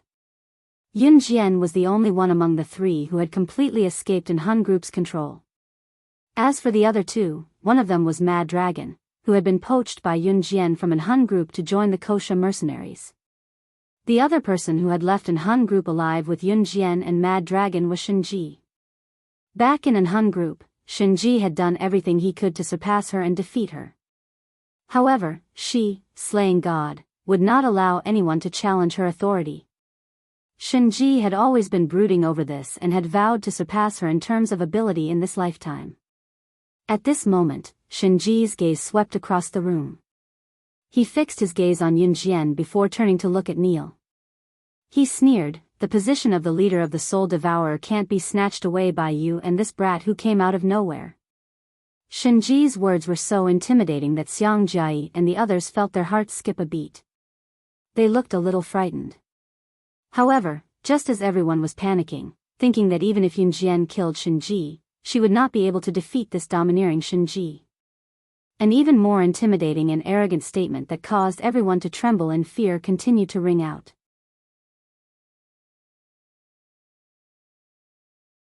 Chapter 1743. Shinji was a very competitive woman. Apart from that, she was also very ambitious. Like Mad Dragon, Shinji was an agent of the Inhun organization. Out of the thousands of people who had been trained by the Inhun organization with Yun Jian, only 3 had survived. Yun Jian was without a doubt the strongest of them all. Shinji and Mad Dragon were on par with each other. Of the 3, the only one who had escaped the Inhun organization's control was Yun Jian. Shinji was still under the control of the Inhun organization. When Yun Jian first heard about the Soul Eater organization, she thought it was similar to the Inhun organization. Now she understood that the Soul Eater organization was Shinji's outside force. It was just like how Yun Jian had taken over the Kosha mercenaries when she was still in the Inhun organization, becoming the boss of the Kosha mercenaries. The Soul Eater organization was Shinji's own force. At the same time, one could feel Shinji's naked ambition from the similarity between the Soul Eater organization and the Inhun organization. Shinji's actions didn't count as betraying the Inhun organization. When Yun Jian had been in the Inhun organization, she had also been secretly expanding her own force. But when Yun Jian said this, Shinji's expression changed. Shinji raised her eyes and looked sharply at Yun Jian. Her pupils constricted. What did this little girl just say? Shinji had only heard Yun Jian's arrogant words from one person before. Who the hell are you? Shinji's eyes narrowed. She looked at Yun Jian, her expression changing rapidly. Shinji wasn't a weakling. She had been able to come out of the Inhun organization alive. She wasn't simple at all. In spite of it, Shinji had only heard Yun Jian's arrogant words from the person he was the most unyielding and most fearful of in his life. When Neil saw Shinji's reaction, he was even more shocked. Yun Jian could actually make Shinji, who usually didn't show her emotions on her face, so shocked. Who the hell was she? Xiang Jia, Ma Yichen, and Hu Yiru, who were standing around, were dumbfounded. Yun Jian, do you know her? Ma Yichen asked the question that was on everyone's mind. Did Yun Jian know Shinji? Brother Yichen, can't you tell? She was just pretending. He was the leader of the Soul Devourer. Who does she think she is? Don't you know what shame is? When Hu Yiru saw Ma Yichen looking at Yun Jian in horror, she was upset again. Thus, she followed up with Ma Yichen's words. Exactly. Ever since we were on the truck, she had been pretending to be a ghost. If I didn't know better, I would have thought that she was really powerful and even knocked me out. He's really thick-skinned. How shameless. After Hu Yiru finished speaking, Xiang Jia, who had always been unhappy with Yun Jian, spoke up. At this moment, Xiang Jia and Hu Yiru reached a consensus to attack Yun Jian verbally. That's right. She should take a look at herself. Ha! Hu Yiru heard Xiang Jia's words and followed up. Just as she finished speaking, everyone saw Yun Jian look straight into Shinji's eyes without fear. She ignored Xiang Jia and Hu Yiru's words and replied to Shinji with a cold smile, We've been in the Enhun group for more than 10 years. You've tried to assassinate me 309 times in front of me and 109 times behind my back. Every time, you've lost and left in a sorry state. Shinji, you actually didn't recognize me? There was a slight sneer in Yunjian's words, but everyone heard them clearly. Shinji's pupils constricted at the speed everyone could see clearly.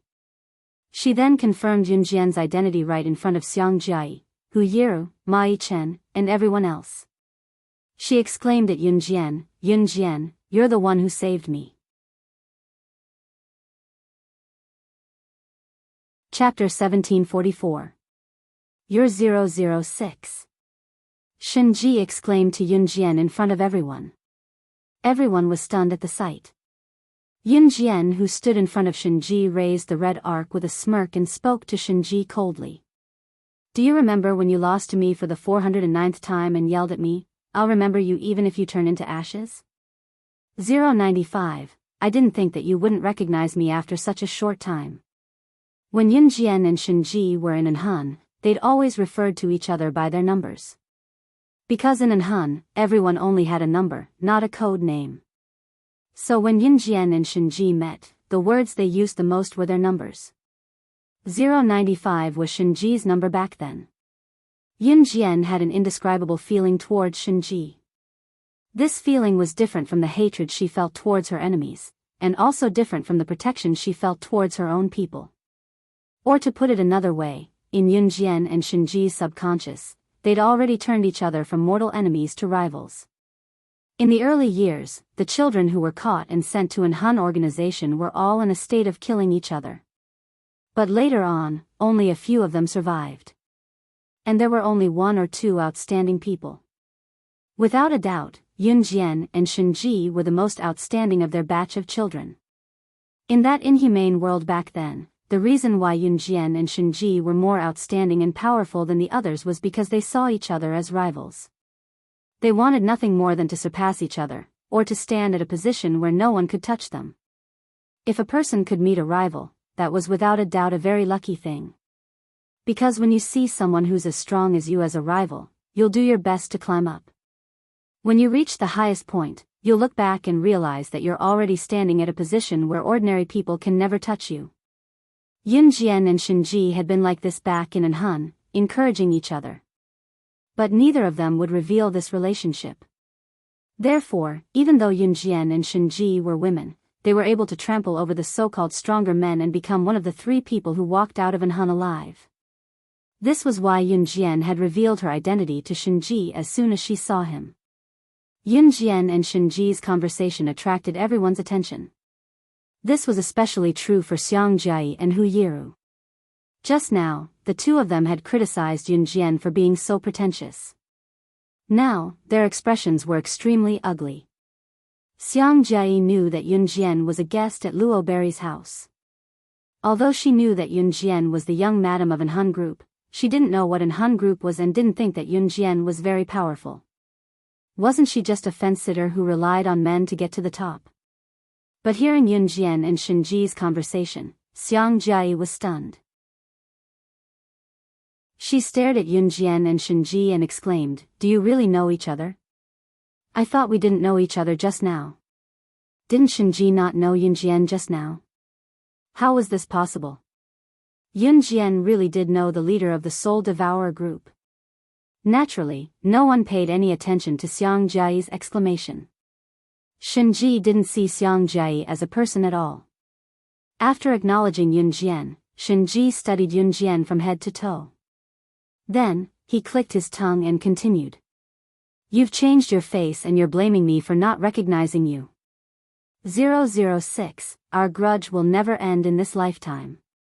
The grudge Shinji was referring to was the oath Shinji had made before that he would defeat Yunjian one day. "I'll be waiting."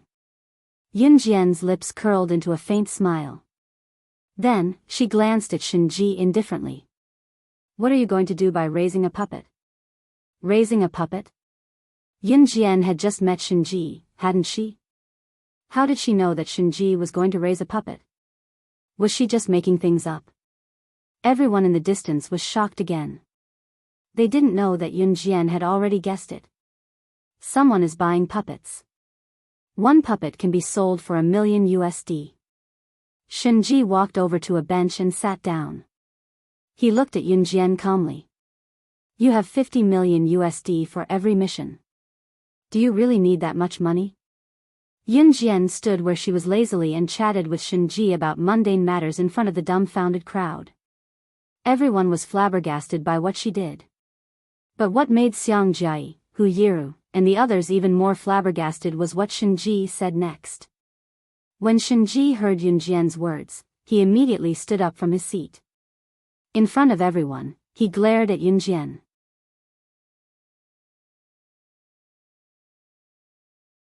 Chapter 1745. All professional assassins and agents had a price tag when they went on missions. Also, assassins and agents usually made deals through the assassin website. Yunjian had logged into the assassin website before.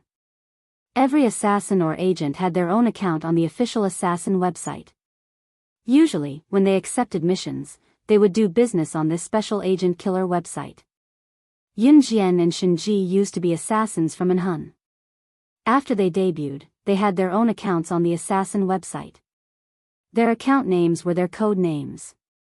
The website would also evaluate the starting price of their missions based on their abilities and achievements. When Yunjian and Shinji were first evaluated on the assassin website, their starting price was the same. But as the number of missions and success rates increased, the difference gradually widened. Now, Yunjian's starting price for a mission had been raised to 100 million USD, while Shinji's starting price had been raised to 50 million USD. This starting price was the official price given by the website after evaluating an assassin or agent. Shinji wasn't weak. She might not be as strong as Yunjian, but she was only slightly weaker than Yunjian. But the official price given by the assassin website for Yunjian was 2 times higher than Shinji's. This was why Shinji wasn't convinced. Yunjian and Shinji's conversation was very normal. To Yunjian and Shinji, their conversation was as normal as eating and sleeping. But in the ears of the surrounding people, they were so scared that their souls almost fell out. When Yunjian said that Shinji's starting price for a mission was 50 million USD, Xiangjie, Hu Yiru, and Ma Yichen's jaws almost dropped. What kind of mission is this? 50 million USD? 50 million USD. If converted to RMB, wouldn't that be 300 million? 300 million. As long as Shinji went out on a mission, he would be richer than even Xiangjie, who had been pampered since she was young, put all her money together. This series of words had already frightened Xiangjie and the others so much that their faces turned pale. But what was worse was that Shinji said that Yunjian could earn 100 million USD for a mission. That would be 600 million yuan if converted to RMB. Could it be that Yunjian was also an assassin or a secret agent? She was actually so rich. Ma Yichen and Su Mei were startled by Shinji's revelation of Yunjian's status. However, Xiangjie was shocked. It was purely because she had previously mocked Yunjian for being a woman who relied on men to get to where she was and was not worthy of being the young madam of the Anhun organization. But now that she thought about it, Yunjian's wealth was beyond Xiangjie's imagination. Xiangjie was really stunned. She stood rooted to the ground, unable to recover from the shock. 100 million USD. If converted to RMB, it would be 600 million. Is this for real? She actually. The last person to shout was Hu Yiru. Hu Yiru's eyes widened. She stared at Shinji and asked the question that terrified her. How is this possible? She was just an ordinary girl who only knew how to put on an act every day. She had no ability at all. That's all she was. Hu Yiru didn't believe it. She stared at Shinji, almost suspecting that Shinji was cooperating with Yunjian to deceive her. Whether it was Hu Yiru, Xiangjie, or Ma Yichen, they were all high school students in their teens. Usually, they would gather together and brag about some powerful person they knew. That was already the limit of what they could do. However, Yunjian was just like them. She was just a teenage girl. How could it be possible, that he was such a powerful existence? Everyone present, including Neil and the people who wanted to team up with Yun Jian to kill Shinji, were all stunned. Shinji sneered. After laughing, she turned to look at Hu Yiru and the others, who had been left hanging for a long time. As if she had heard the funniest joke in the world, she sneered. This is the first time I've heard someone say that 006 is an ordinary girl. How interesting. If 006 is ordinary, are there any extraordinary people in this world? Chapter 1746. Looking at Xiang Jia and Hu Yiru, who had mocked Yun Jian over and over again, Shinji almost burst out laughing. This was the funniest joke she had heard this year, bar none. Slaying God, the #1 secret agent on the international secret agent ranking, had been called an ordinary girl by a bunch of ignorant humans who were good at pretending? To be honest, Shinji's starting price for Yun Jian's missions was already considered very low. Take note, this was only the starting price. The starting price was the lowest price. Usually, the price after a deal was completed could double or triple the starting price. However, just hearing this starting price was enough to scare Xiang Jia, Hu Yiru, and the others half to death. Shinji had never heard anyone say that Yun Jian was an ordinary person who was good at pretending. Although she had always been enemies with Yun Jian, she could not help but retaliate when she heard Hu Yiru belittle Yun Jian. When she finished speaking, Hu Yiru, Xiang Jia, and the others' eyes widened even more. They were so shocked that their faces turned pale. However, Shinji had already turned her gaze back to Yun Jian. She could not help but speak again in front of everyone. Although I'm not convinced, Shinji, have always been upright and never talk nonsense. Right now, I can't compare to her. At this point, Shinji's confidence reignited. She looked at Yun Jian and pointed at Yun Jian confidently. She spoke to Yun Jian as if she was challenging her to a fight. But 006, just you wait. One day, I'll surpass you in all aspects. Yun Jian narrowed her eyes. She liked Shinji's unyielding personality. Shinji knew the gap between them and never denied the existence of the gap. However, Shinji had never admitted defeat. She had always maintained her desire to surpass her. Even if the gap between Shinji and Yun Jian's abilities was getting bigger and bigger. Yun Jian understood that the reason she could become stronger was because Shinji had been chasing after her. I'm looking forward to that day. Yun Jian smiled. Yun Jian had indeed come here to help Neil kill the leader of the Soul Devourer. But after seeing that the leader of the Soul Eater organization was Shinji, Yun Jian changed her mind. In the distance, even if Jinier was an idiot, he could tell the relationship between Yun Jian and Shinji. Hearing this, Jinier wasn't stupid. He naturally knew that it was impossible for him and Yun Jian to kill Shinji. Therefore, Neil turned around and tried to escape. Yun Jian immediately saw through Jinier's thoughts. Her eyes darkened, and her red lips curled into a smile as she spoke to Shinji. Your subordinate has just formed an alliance with me. He wants to join forces with me to kill you. He also promised to give me half of the Soul Devourer organization's forces. That's a very attractive offer. Yun Jian didn't say it out loud, but anyone who wasn't stupid could tell that Yun Jian was trying to warn Shinji that the subordinate who had tried to betray him was about to escape. Jinier. Die. When Shinji heard this, he was enraged. In a few short seconds, Shinji caught up to Jinier, who was trying to escape, and killed him in front of everyone. This method of killing was somewhat similar to Yun Jian's. Even so, Xiang Jia, Hu Yiru, and the others were so scared that they didn't dare say another word. Xiang Jia, Hu Yiru, and the others had probably spent their entire lives in fear and shock here. After Shinji finished off Jinier, Yun Jian turned her head and looked at Shinji. She asked him in French, you said that someone was buying the puppets. Is the person buying the puppets a mysterious person wearing a black robe? Yun Jian asked Shinji in French. Naturally, she didn't want Xiang Jia, Hu Yiru, and the others to understand her question. As expected, when she said this, Xiang Jiai, who had just recovered from the shock of seeing Shen Ji kill Jinier, looked at Yun Jian and couldn't help but complain. What kind of bird language is she blabbering on about? Judging from her accent, she seems to be speaking the most standard French. As soon as Xiang Jiai spoke, a boy who'd only heard French before widened his eyes in shock. She can speak French. It's not hard to learn a foreign language, but to speak it so fluently, you'd have to learn it from elementary school to adulthood. The boy added.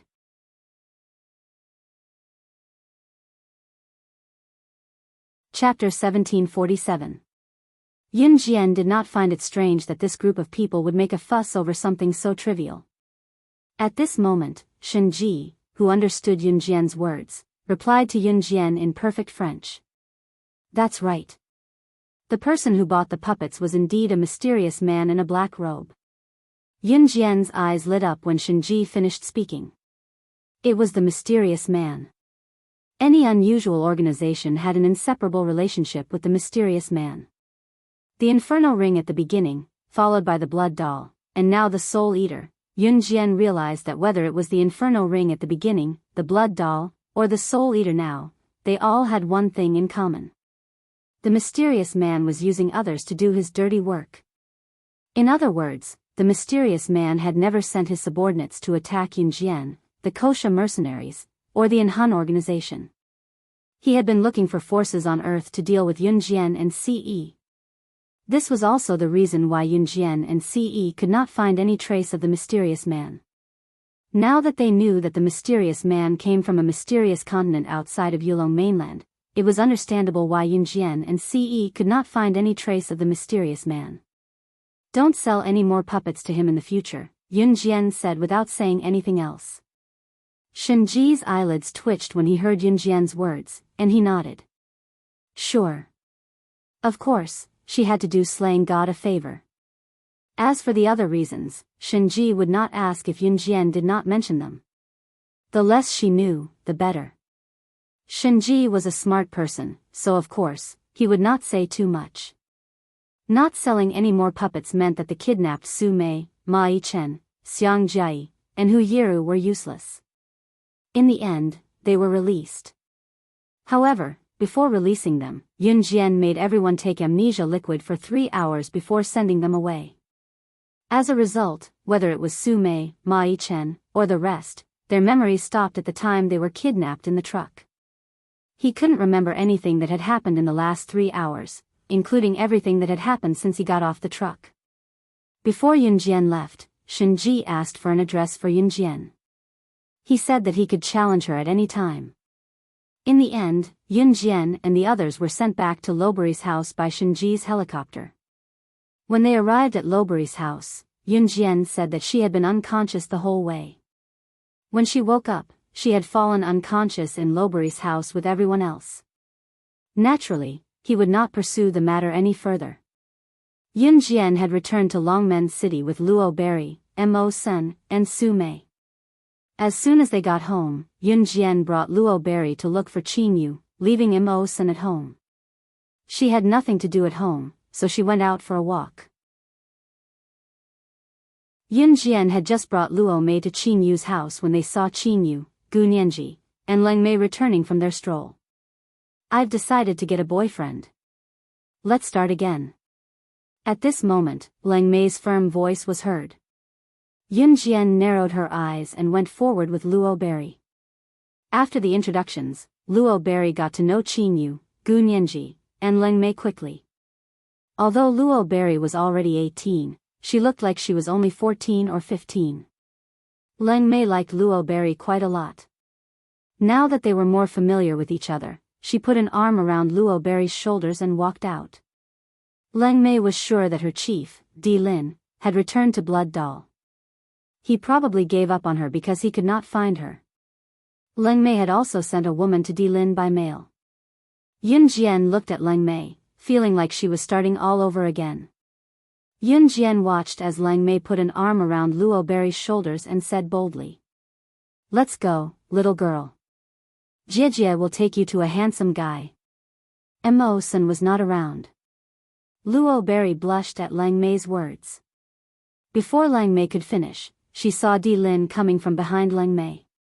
Yun Jian, who did not remind Lang Mei of Di Lin's arrival, narrowed her eyes as she watched the fuming Di Lin walk to Lang Mei from behind and grab her wrist, bellowing. Chapter 1748. Yun Jian, who was standing behind Lang Mei, saw Di Lin walking over from afar. She grabbed Lang Mei's hand and called out softly.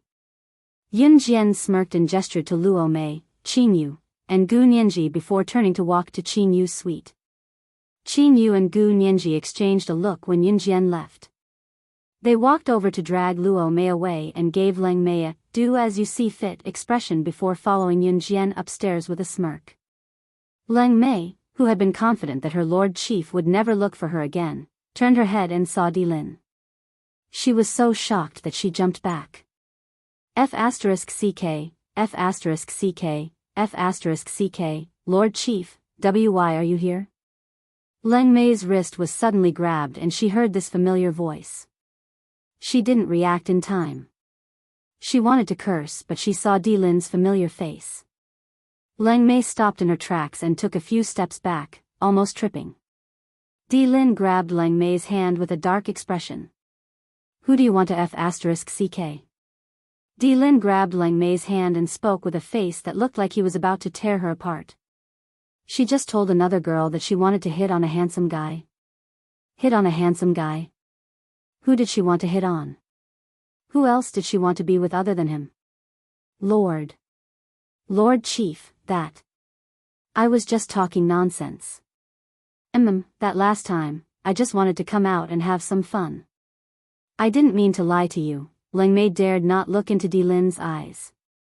She was not short, but her height was just above his ear. Because they were very close, Lang Mei could not see his expression clearly. However, just as Lang Mei lowered her head, her eyes darting around as she tried to come up with a series of lies. Di Lin suddenly put a hand on Lang Mei's waist and pulled her close to him. Lang Mei was stunned. In the next second, a handsome face enlarged in front of her eyes. It was Di Lin who bent over and kissed her on the lips. Lang Mei was dumbfounded. Her eyes suddenly widened. She was so shocked that she could not use words to describe it. This was the first time Di Lin took the initiative to kiss her. Lang Mei had always thought that she was just a mistress in Di Lin's heart, a dispensable tool for him to vent. In the past, it was always Lang Mei who took the initiative to kiss Di Lin. Di Lin would never avoid her, but there was no way he would kiss her or kiss her back. That was impossible. Even when they were doing that, she leaned over and kissed him. Ahem, he never responded to her kisses. This made Lang Mei thought that Di was only using her as a tool. Therefore, when Di Lin suddenly bent down and kissed her, Lang Mei was dumbfounded. She stared at Di Lin's handsome face in shock and didn't come back to her senses for a long time. Di Lin kissed Lang Mei for a long time but didn't get a response. He was a little angry and reached out his right hand to the back of Lang Mei's head, deepening the kiss. Lang Mei took a few deep breaths.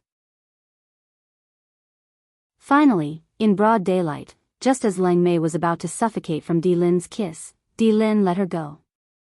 Lang Mei took a few deep breaths. She looked up and met Di Lin's eyes, planning to tell him her decision. Leader, I'll be frank. I've been with you for so many years. I've always been willing. But after so many years, I'm tired. Aren't you tired? Let's end this relationship. I don't want to be your mistress anymore. Just as Lang Mei was about to say everything she wanted to say, Di Lin's face darkened. He interrupted her and said something that made her dumbfounded.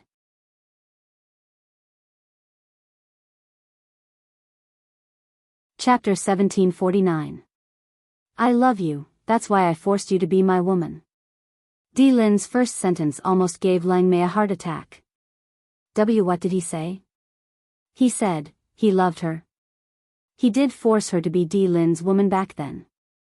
Lang Mei knew that Di Lin did not like dirty women, so he found someone he was familiar with, someone who was pure. When Di Lin asked Lang Mei if she was willing to be his woman, Lang Mei nodded right away. Firstly, it was because Di Lin's father had saved her and she wanted to repay him.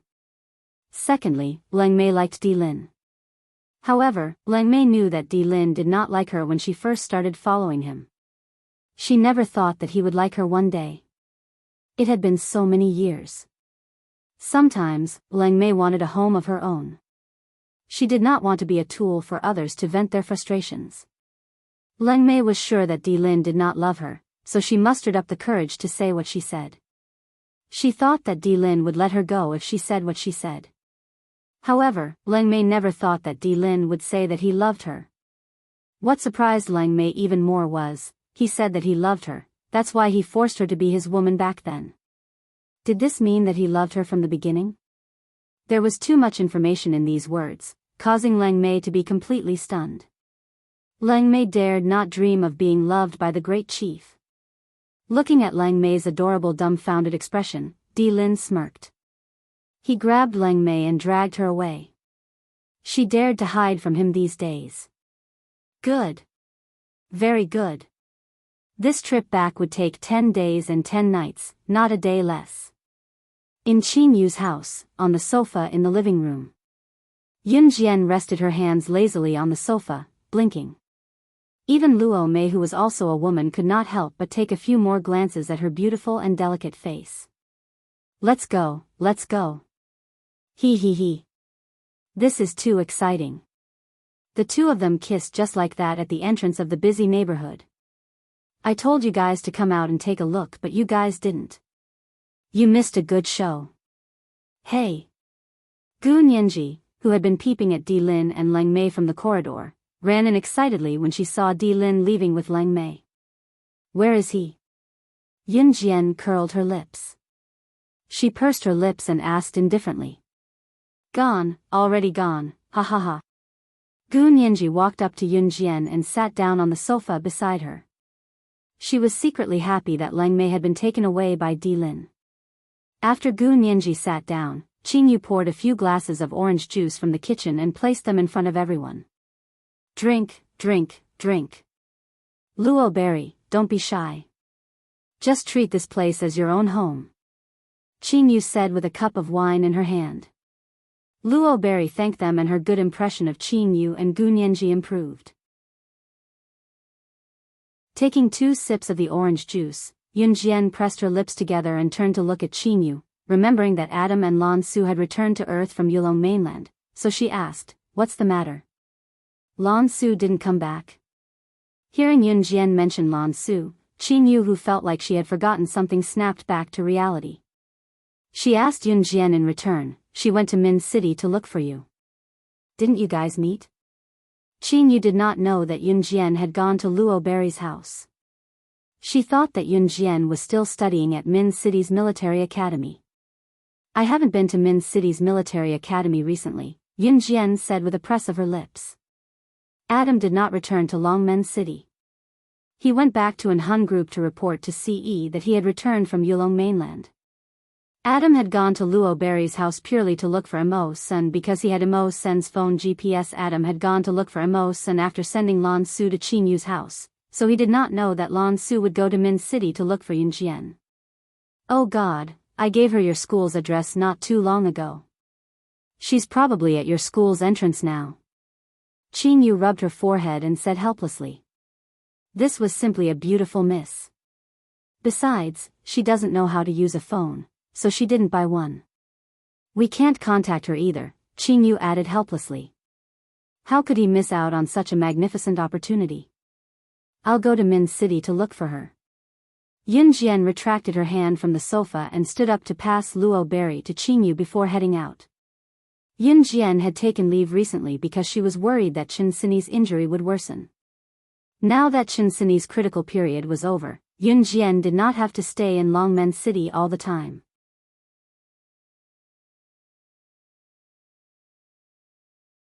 Chapter 1750. Lan Su dawdled at the entrance of Min City's military academy for almost an hour. When the guard saw that she was really here to look for someone, he had Lan Su sign a name on the registration form for outsiders and let her in. This was because Lan Su was from the Yulong continent. people from the Yulong continent usually lived up to 1,000 years. Ordinary people could live up to 1,000 years.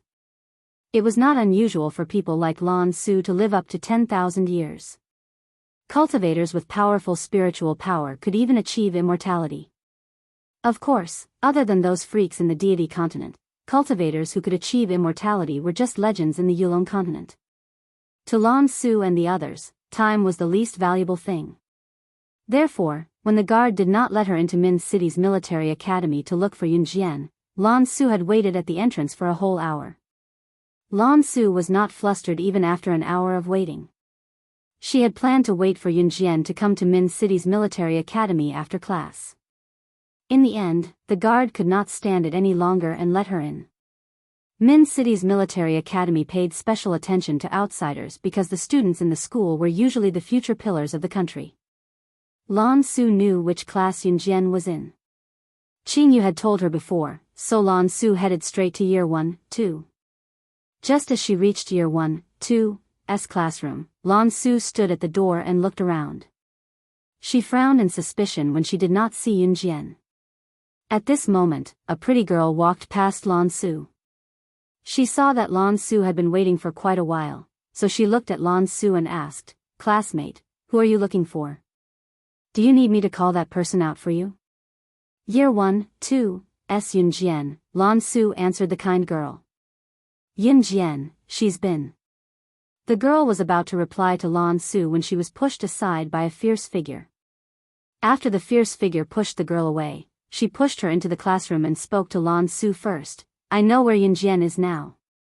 I'm taking leave to go home now. I'll bring you to her.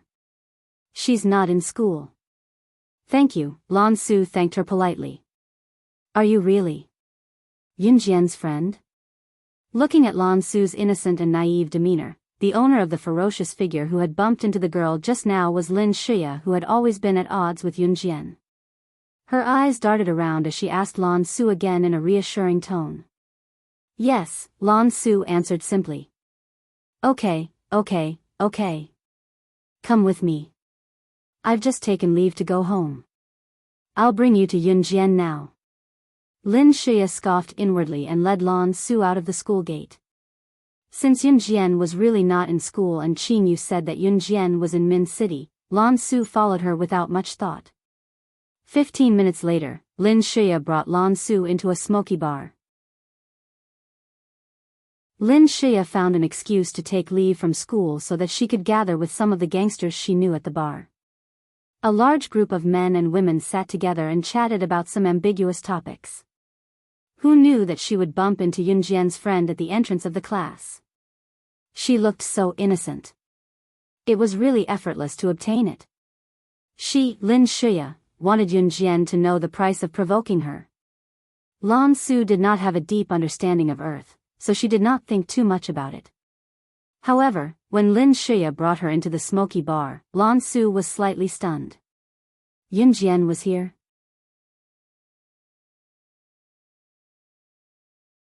Chapter 1751. Lin Shia couldn't wait to frame Lan Su, so she urged her. When Lan Su heard this, her eyes flashed slightly, but she listened to Lin Shia's words and walked into the noisy smoky bar. Here. I'm in school. I'm good friends with Yunjian. She's amazing. Previously, she won first place in the wilderness survival event during military training. Today, we agreed to take leave together and come here to play. Lin Shia was afraid that Lan Su wouldn't believe her, so she instilled in Lan Su that she knew Yunjian and was good friends with Yunjian. Lan Su was skeptical, but she didn't say anything. She followed Lin Shia into the private room of the bar. The bar was very noisy, and the violent sound made people's hearts jump. There were also differences in bars. There was a kind of bar that was more romantic. Generally, there were bartenders in the bar, and the bar would also invite a special band to sing. Another kind of bar was a place for urban men and women to relieve pressure after a busy day of work. This kind of bar was generally a place where men and women got to know each other and talked. Moreover, the rock music was set to be particularly loud. When people stood in the bar, they could feel their hearts and bodies being shaken. Generally, the latter was a more chaotic place. It was also a place where one-night stands or things like being drugged often happened. Lin Shuya brought Lan Su to a more chaotic bar. As soon as he entered the bar, he could smell a strong scent of perfume, or perhaps it was some kind of smell that could make people excited. Lin Shuya brought Lan Su around the noisy bar and came to a private room. As soon as she entered the private room of the bar, the noisy and chaotic sound in the private room made Lan Su frown slightly.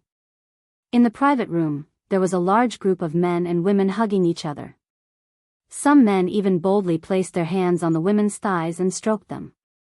Lan Su's appearance was outstanding, so as soon as she entered the private room, she immediately attracted the fiery gazes of the men in the private room. Yo! Sister Shuya, this is... Immediately, a few punks came over and looked at Lan Su with malicious eyes. She's a friend of my friend Yunjian. Brother Jia, where did Yunjian go? Why don't I see her? Lin Shuya saw that the man in front of her was sizing up Lan Su with his lecherous eyes for a few moments, so she winked at the man called Brother Jia a few times and said. Jia saw at a glance that Lin Shuya was lying to Lan Su. So Jia immediately, Lin Shuya's to continue to bluff Lan Su, Sister Yun sister just went out to buy some water, and will be back in a while. Don't worry, it's yours first time coming here, right? Sit on the sofas tts, s's, sit. Lan Su didn't refuse. After a while, Jia walked to Lan Su with a glass of juice. He smiled at Lan Su, sister, I see that it's your first time coming to a bar. Don't drink with them. Drink a glass of juice to quench your thirst. Your friend will be back soon. At this time, Lin Shuya, who was sitting next to Lan Su, also said, Jia told you to drink 2 sips, so drink 2 sips. I'm going out to look for Yunjian. I don't know what she's doing, why hasn't she come back yet? With that, Lin Shuya pretended to leave the hotel's private room. Lan Su put the juice halfway to her mouth and smelled the smell of the drug in the juice, but she didn't expose it and drank it in one gulp. Didn't anyone tell them that she was the same as her family's sorcerer god? They both had a physique that was immune to poison. However, Lan Su still fainted symbolically. Lin Shuya, who was standing outside the private room, saw that Lan Su had fainted so quickly. She quickly walked into the room from outside the private room and stopped pretending. She directly tore off her hypocritical mask, pointed at Lan Su, and said to the men in the room, I'll give you a gift. Turn the sound in our private room to the maximum. You can do whatever you want with this woman. Just don't kill her. I'll guard outside for you. Hurry up. As soon as Lin Shuya finished speaking, a man immediately pulled off his belt with a cheer. The sound in the private room was very loud. It wasn't the first time this group of men had done something like letting a large group of men take turns with a young girl. Lin Shuya was even more confident that she could destroy Yunjian's friend, Lan Su. This is beautiful. TSK, brothers, last time those women were all first. This time, I have to go first. As Brother Jia spoke, he took off his pants without any shame, leaving only a pair of pure black underwear. With a wretched smile on his face, he walked towards the unconscious Lan Su. The people around all cheered with an "oh," all of them treating it as if they were watching a show. However, just as Brother Jia was about to reach Lan Su and was 3 meters away from Lan Su, the door of the private room was suddenly kicked open. Lin Shuya, who hadn't walked out of the door yet, was so scared that she took 2 steps back. Outside the door, a petite but slender young girl stopped and entered. When they saw the young girl who suddenly entered, the eyes of the people around them lit up. This young girl was so beautiful. But before the people present could exclaim, they saw Yunjian, who had just entered the room, coldly looking at the scene. She saw Brother Jia walk towards the unconscious Lan Su and didn't even raise his eyes before a knife flew out. The knife followed the trajectory and accurately stabbed Brother Jia, who was only wearing a pair of underwear. The knife chopped off Brother Jia's manhood on the spot in front of everyone. Seeing this, the faces of the people who were still laughing just now were instantly frightened to the extreme. She actually. before they could think much, they heard a voice that was even more sinister and cold than the azure of hell.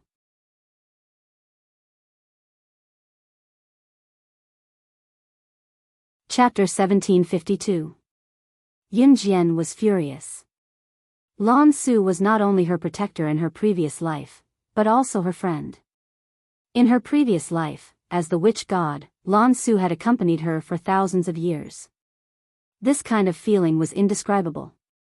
At this moment, the knife that she threw out directly chopped off Brother Jie's genitals, causing Brother Jie to roll on the ground in pain.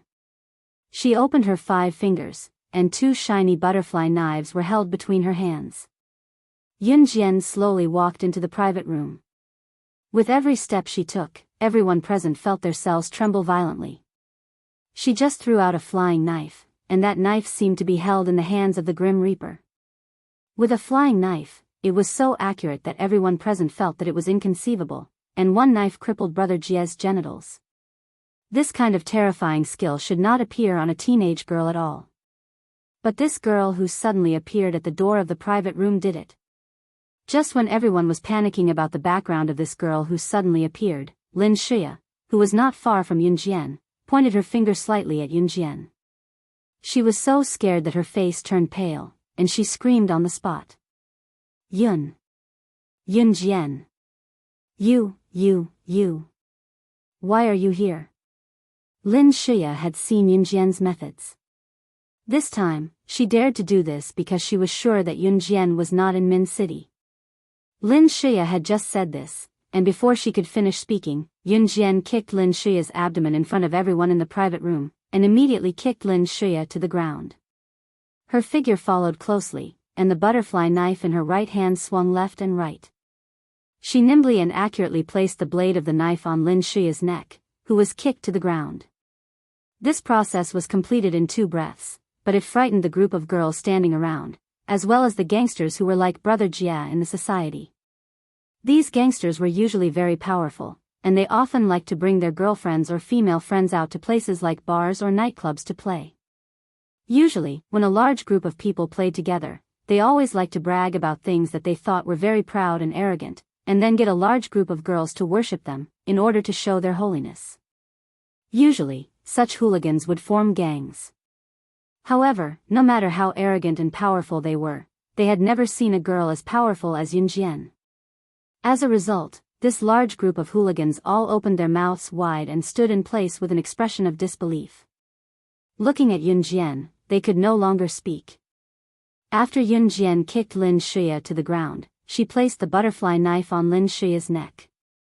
The sneer on her face made everyone's hair stand on end. I'll send you to hell, okay? Yun Jian, we are classmates. Put the knife down. Let's talk nicely. Everything that happened just now was just a misunderstanding. Lin Xia's eyes widened in fright as she tried to find an excuse. As soon as Lin Xia said this, Yun Jian pushed the butterfly knife in her hand towards Lin Xia's neck. That burning pain instantly spread throughout Lin Xia's body. Lin Xia screamed as blood flowed out. She didn't dare to move anymore. However, they heard Yun Jian's lazy voice again, but the words weren't directed at Lin Xia. Why aren't you getting up? Yun Jian directly ignored Lin Xia. Everyone was shocked. Why aren't you getting up? Just as they thought this, they saw Lan Su, who was pretending to be unconscious, turn over and get up from the sofa. When everyone saw this, they were dumbfounded. She. Wasn't she already unconscious? How did she wake up again? And more importantly, Yun Jian could actually see that Lan Su was pretending to be unconscious. Lan Su had just deceived everyone present. Everyone couldn't help but wonder who Yun Jian was that Lin Xia provoked. This person was too scary. Lan Su rubbed her nose and parted her lips slightly before she walked to Yun Jian in front of everyone and nodded at her, saying, Yun Jian, you're the one who's going to make a mistake.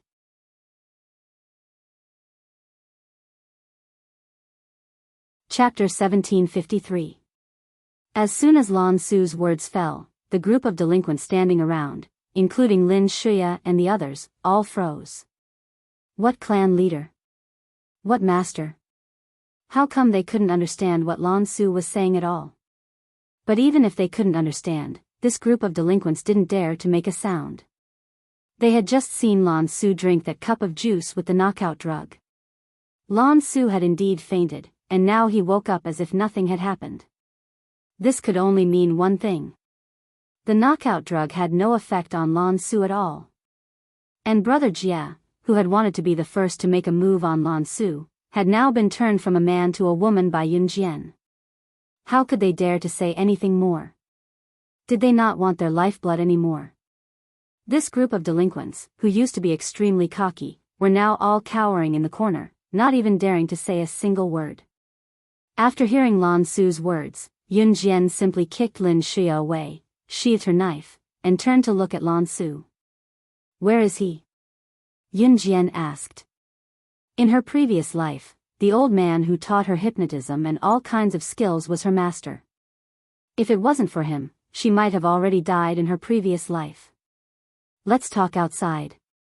Lan Su glanced at the people around and spoke to Yun Jian. Okay. Yun Jian nodded. But before leaving, Yun Jian did something very interesting. 30 minutes later, the bar's room attendant came to the room. When she opened the door to the room and saw the scene inside, she was so shocked that she covered her face and screamed. She saw that the large group of men and women in the room had all fainted, but the only thing that could be seen was that the large group of men and women were hugging each other in pairs, their clothes disheveled, as if they were doing something unspeakable. In the end, Lin Xia and the group were all taken away by the police for group prostitution. Of course, what happened next had nothing to do with Yun Jian. After Yun Jian and Lan Su left the bar, they came to an empty corner. Sorcerer God, we don't know your master's whereabouts at the moment, but the clan leader found out that a martial arts family on Earth had helped your master before. Before your master left, he left a letter for the master of the martial arts family. That letter contained a detailed way to contact your master, saying that it was to repay the kindness of this family head. It's just that the head of the martial arts family is rather stubborn. The patriarch has already sent people 3 times to exchange various treasures for the letter, but they still couldn't get the letter. Lan Su conveyed what Wu Lan, the tribe leader of the Wu tribe, wanted to tell Yun Jian. Yun Jian's eyes flickered. Where is that warrior family? Yun Jian pursed her lips and asked. Sorcerer God, are you going there personally? Lan Su asked. Okay. Yun Jian nodded. It's in a small ravine in the north of Dongdong province. It's very far from Longmen City, answered Lan Su. Pack up. We'll depart in 3 days. It was Friday, 3 days later. They would depart on a holiday. Yun Jian's lips curved as she spoke faintly. Okay. Lan Su nodded obediently. After the announcement, Lan Su returned to Longmen City while Luo Mei stayed at Qin Yu's house. Chen Sini's injuries were almost healed, so Yun Jian went back to Min City's military academy.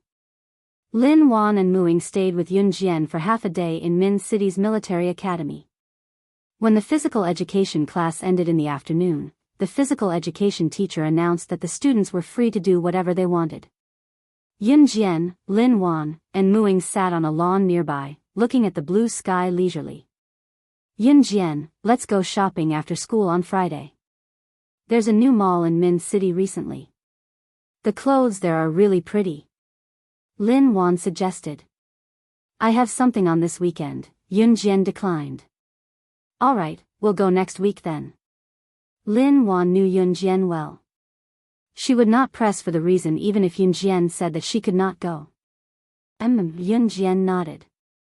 Just as the physical education teacher returned to his office and Yun Jian's classmates were free to do whatever they wanted, a middle-aged man walked over from afar. The middle-aged man left in a hurry, attracting the attention of many people around him. Yun Jian narrowed her eyes as she watched the unfamiliar man walk up to her. When the middle-aged man came to Yun Jian, he knelt down in front of her in front of all the students in the field and shouted, I'm sorry, Yun Jian. Please save my young master. Save my young master. I beg you. When the surrounding students saw this, they were all stunned for a moment. What was wrong with this man? Why was he kneeling before Yun Jian and begging Yun Jian to save his life? Yun Jian was Team Monarch/God, but she was only good at it. Was it not the doctor's job to save lives? Uncle, are you looking for the wrong person? Saving people is a doctor's job. Lin Wan replied in front of the other students after she heard that. However, before Lin Wan could finish her sentence, the middle-aged man shook his head and looked at Yun Jian. No. There's no mistake, it's her. She's the legendary hand of death who can bring the dead back to life. With that, the middle-aged man looked straight into Yun Jian's eyes and said urgently to Yun Jian in front of everyone.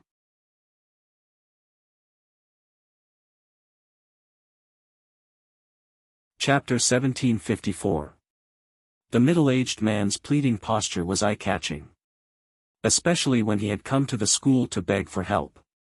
Yun Jian's class was not the only class that was having PE class. There were a few classes around them that were having PE classes as well. The middle-aged man's cry for help and what he said earlier echoed clearly throughout the classroom, shocking many who were there.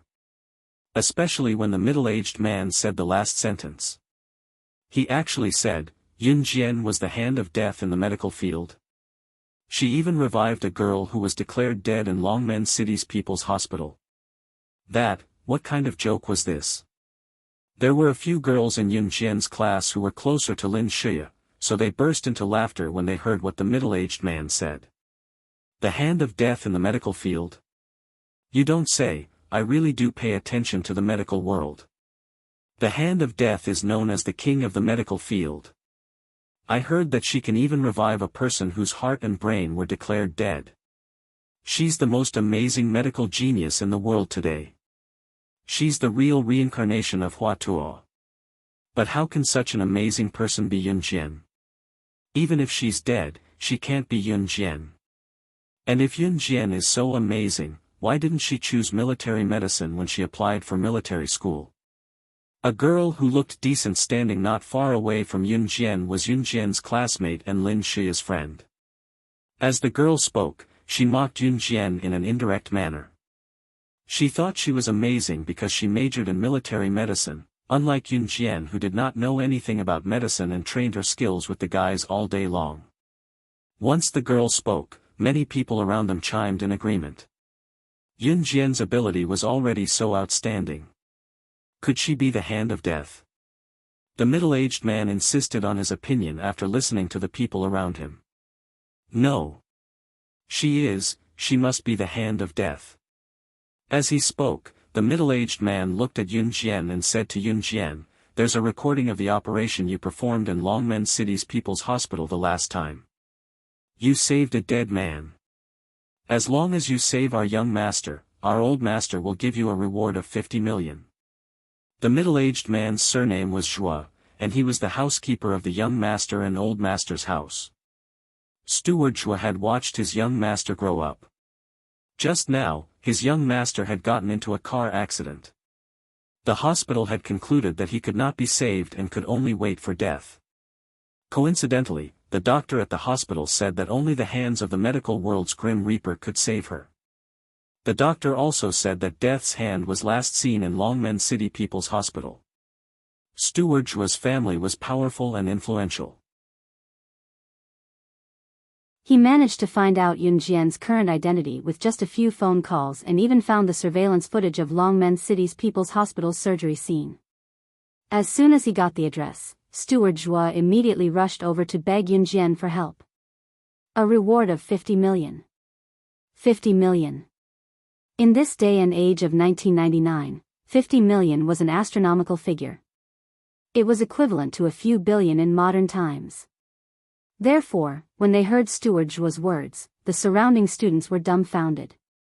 Even the girl who was certain that Yun Jian was not the hand of death was completely dumbfounded. Just when everyone thought that Yun Jian would agree to Steward Zhua's request regardless of whether she was the hand of death or not, a cold smile appeared on Yun Jian's face. From afar, Yun Jian smirked and looked at Steward Zhua with a cold smirk. She said faintly, "Since when did the fee for me to save someone become so low?" When Yun Jian finished speaking, everyone was stunned. Yun Jian's words meant, could it be that she was the one in the legends? Before they could ponder further, Yun Jian's words were heard again. She was speaking to Steward Zhua.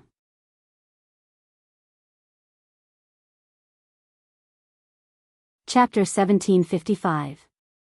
Yun Jian's words entered everyone's ears, and they were all shocked.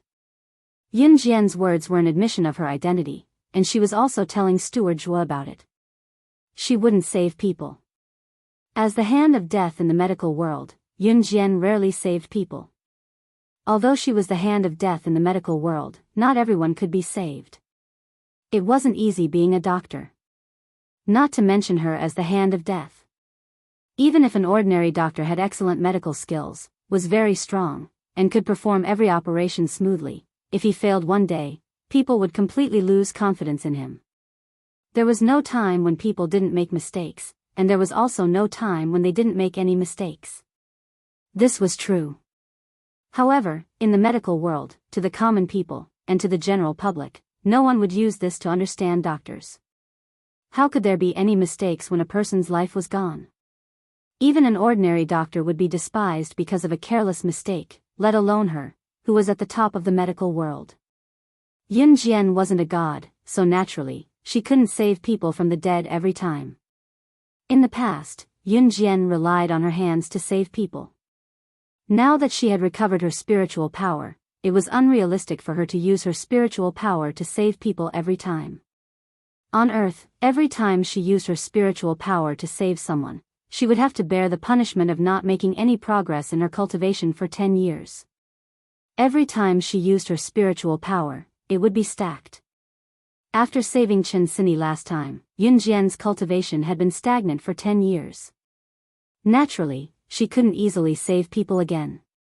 Yun Jian's words were all true, but to the students around Yun Jian, it was abrupt and shocking. Yun Jian's words didn't mean that she was admitting that she was the hand of death.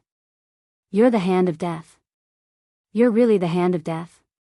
You must be joking. The girl who mocked Yun Jian earlier glared at Yun Jian, her face pale with fright.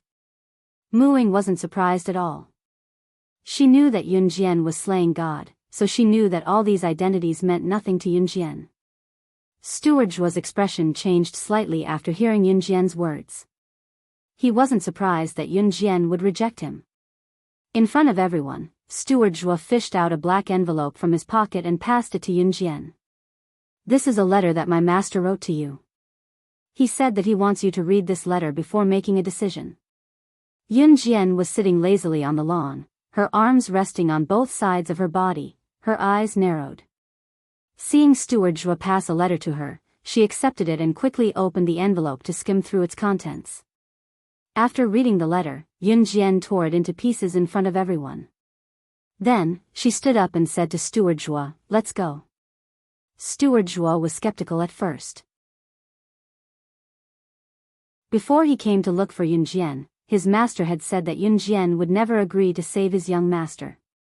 However, his master had given him a letter saying that Yun Jian would definitely agree after reading it. Where are we going? Steward Zhua didn't know how to react. By then, Yun Jian had already informed Lin Wan and Mu Ying and walked away. After Steward Zhua asked, Yun Jian's voice came from afar. Your young master is beyond saving if we're late. Did Yun Jian mean that? She agreed. Steward Zhua didn't know how to react.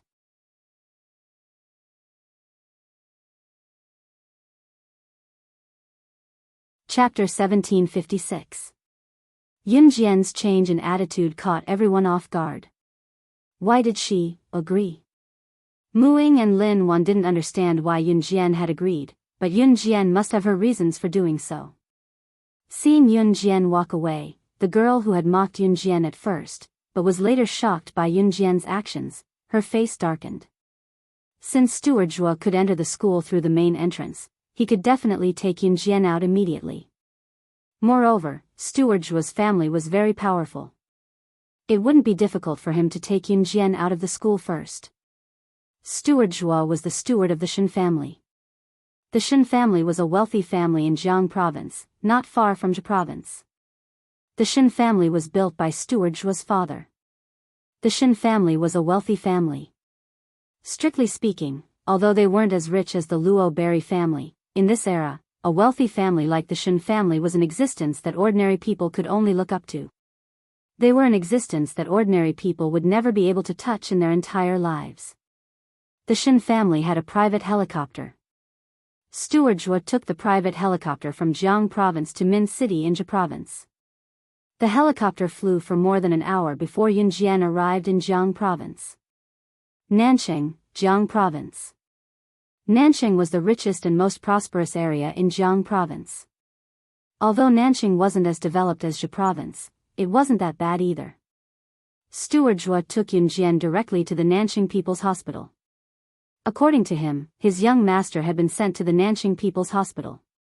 He was relying on the hospital's equipment to keep him alive. He was in a coma. In this state, he could only hold on for 3 more days. Steward Zhua took Yun Jian all the way to the operating room. However, halfway there, Steward Zhua, who was taking Yun Jian, encountered a group of people. This group of people had sad faces. They were obviously the young master's family and friends.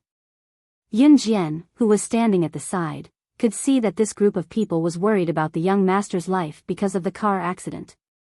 Although everyone in this group of people looked depressed, some of them were pretending, and some of them were really so. When they saw Steward Zhua, an elegant woman who was holding a handkerchief ready to wipe her tears, but Yun Jian could not see any hint of sadness in her, called out to Steward Zhua, "Steward Zhua, Steward Zhua. Steward Zhua, Master asked you to bring the hand of death from the medical world here. Why did you bring this little girl here? Is this little girl Xiaoqing's girlfriend?" The woman glanced at Yun Jian from left to right.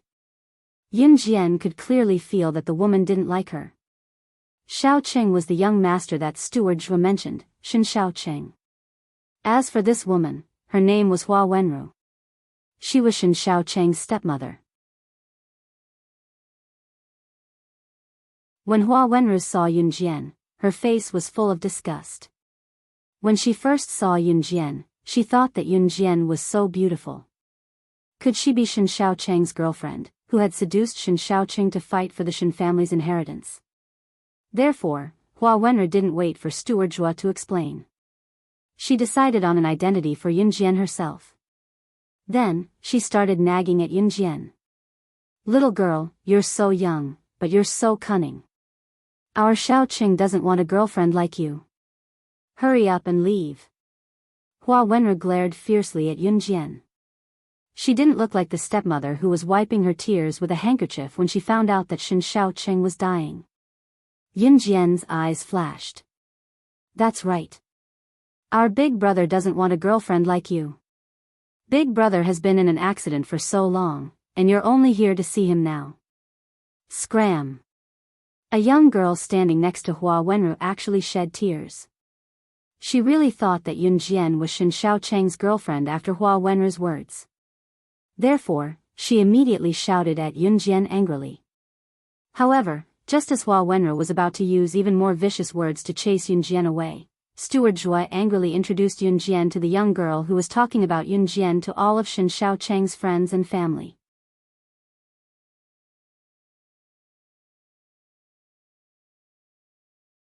Chapter 1757.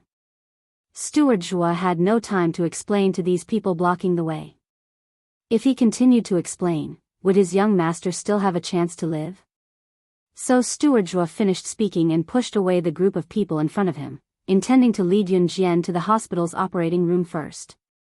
Hua Wenru, the girl just now, really thought that Yun Jian was young master Shin Xiaoqing's girlfriend, especially Hua Wenru. When she scolded Yun Jian just now, anyone with a discerning eye would know that she was scolding Yun Jian for being vain. As for the other girl who scolded Yun Jian, it was purely because of Hua Wenru's words that made her run away. That girl was Shin Xiaoqing's biological sister, named Shenbai. Shenbai listened to Hua Wenru's words and really thought that Yun Jian was Shin Xiaoqing's girlfriend, so she scolded Yun Jian. Her brother Shin Xiaoqing had an accident for some time. If Yun Jian was really her brother's girlfriend, where was she when her brother had an accident? Why didn't she come to see her brother? But after listening to Steward Zhuo's words, Shenbai was slightly stunned. Yun Jian was actually the legendary hand of death in the medical world. After recovering from her shock, Shenbai softly apologized to Yun Jian. "I'm sorry, I just mistakenly thought that you were my brother's girlfriend." Shenbai was still considered a good girl. She was so emotional just now because her brother Shen Shaoqing had such an accident these few days, so it was inevitable that she would be emotional. But Hua Wenru was different. She couldn't wait for Steward Zhuo to fail to invite the hand of death and for Shen Shaoqing to die. When she saw Steward Zhuo bring Yun Jian over, Hua Wenru was already certain that Yun Jian was definitely not the hand of death, so she just spoke up to find a reason to suppress Yun Jian. But Hua Wenru never thought that Yun Jian was really the hand of death in the medical world. This can't be true. How old is she? She's about the same age as Shen Shaoqing and Shenbai. How could she be the famous hand of death in the medical world? The hand of the Grim Reaper that could bring back the dead? Stop right there. Hua Wenru rolled her eyes and shouted at Steward Zhuo, who was about to bring Yun Jian to the rescue. "Steward Zhuo, even if you can't get the Grim Reaper's hand to help you, you shouldn't get a little girl to make up the numbers, right? This is related to young master's life." On the surface, Hua Wenru looked like she was always thinking for Shen Shaoqing, but in fact, she just wanted to stall for time. He didn't believe that Yun Jian was the hand of death. This was one of the reasons. More importantly, what if Yun Jian really was the hand of death and saved Shen Shaoqing? Hua Wenru did not give birth to a son or a daughter for the Shen family. She only hoped that after Shen Shaoqing died, she could give birth to a son to inherit the Shen family's business. "Madam. It can't be wrong. She was the hand of death. She..." Steward Zhuo still couldn't tell that Hua Wenru was stalling for time. He wanted to continue explaining to Hua Wenru, but when he turned his head, he saw that Yun Jian had already walked to the operating room. "My time is limited. If you continue to stall for time, you'll have to give me half of the Shen family's fortune in exchange for saving your young master." Yun Jian walked forward with her hands in her trouser pockets and said calmly and leisurely. In the end, Yun Jian added, "I believe that compared to a son, it's only half of the family's fortune. Your old master will give you that." After she finished speaking, Yun Jian's lips curved into a cold arc. These two sentences were completely directed at Hua Wenru. If you continue to stall for time, you might even lose half of the family's fortune in the fight for inheritance. After hearing Yun Jian's words, Hua Wenru was really angry and annoyed. However, she really didn't say anything else. Instead, she looked at Yun Jian's receding figure and clenched her fists angrily. Yun Jian followed Steward Zhuo all the way to the door of the operating room. At the door of the operating room stood a man in his 50s. Half of his hair was already white. The moment he saw Steward Zhuo and Yun Jian, the man hurried forward to welcome them. "Great Sorcerer Goddess." The man walked over and was about to kneel before Yun Jian in the same way that commoners in Yulong mainland would greet the Great Sorcerer Goddess. Yun Jian's eyes flashed slightly. She replied calmly, "I'm here. There's no need to greet me."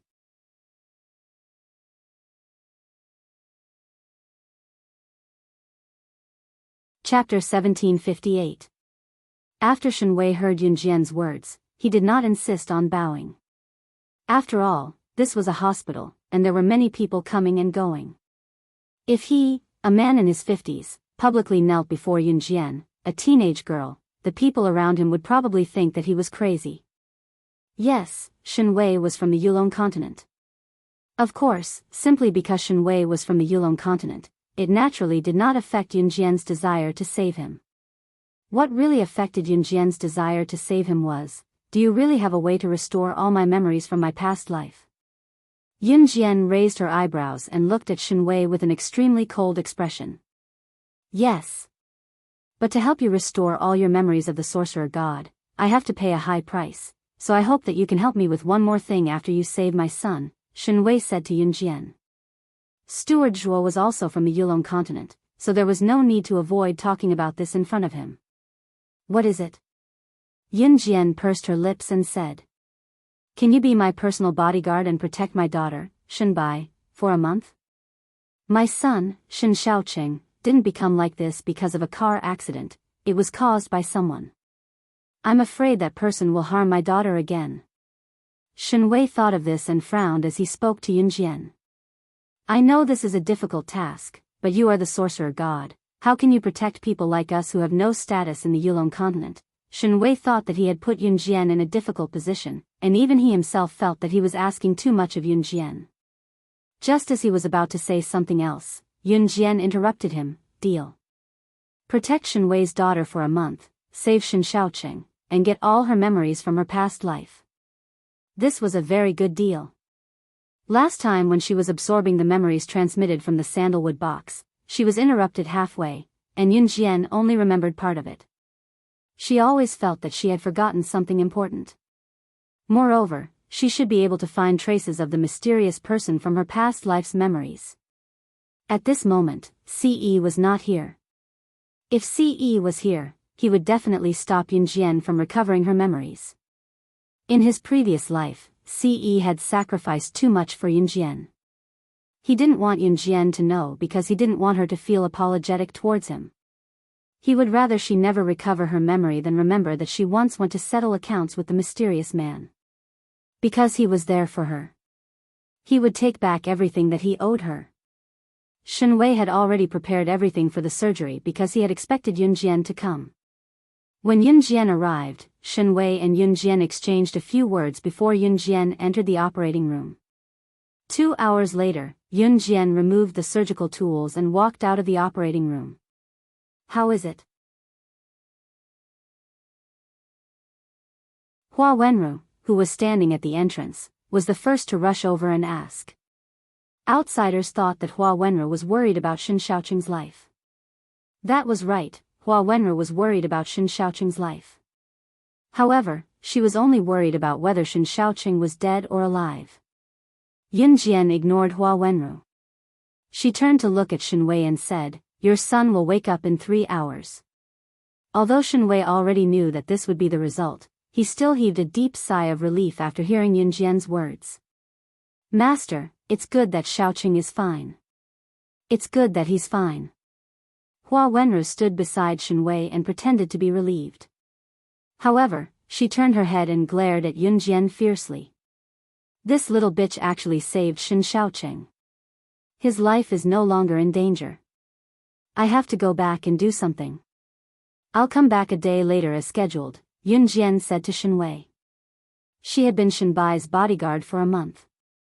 During this month, she had to ask for leave from the school and explain to Qin Yiru that she could disappear for a month for no reason. Moreover, she had to explain the reason to CE. Otherwise, he would come looking for her. In fact, even if Yunjian didn't say anything, CE would still come looking for her no matter where she went.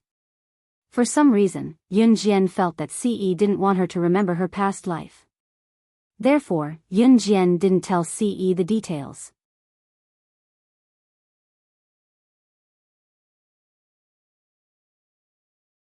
Chapter 1759. Yunjian returned to Longmen City after that. First, she contacted Lan Su to postpone her trip to Dongdong province to ask for an envelope containing her master's contact number from the head of the martial arts family for a month.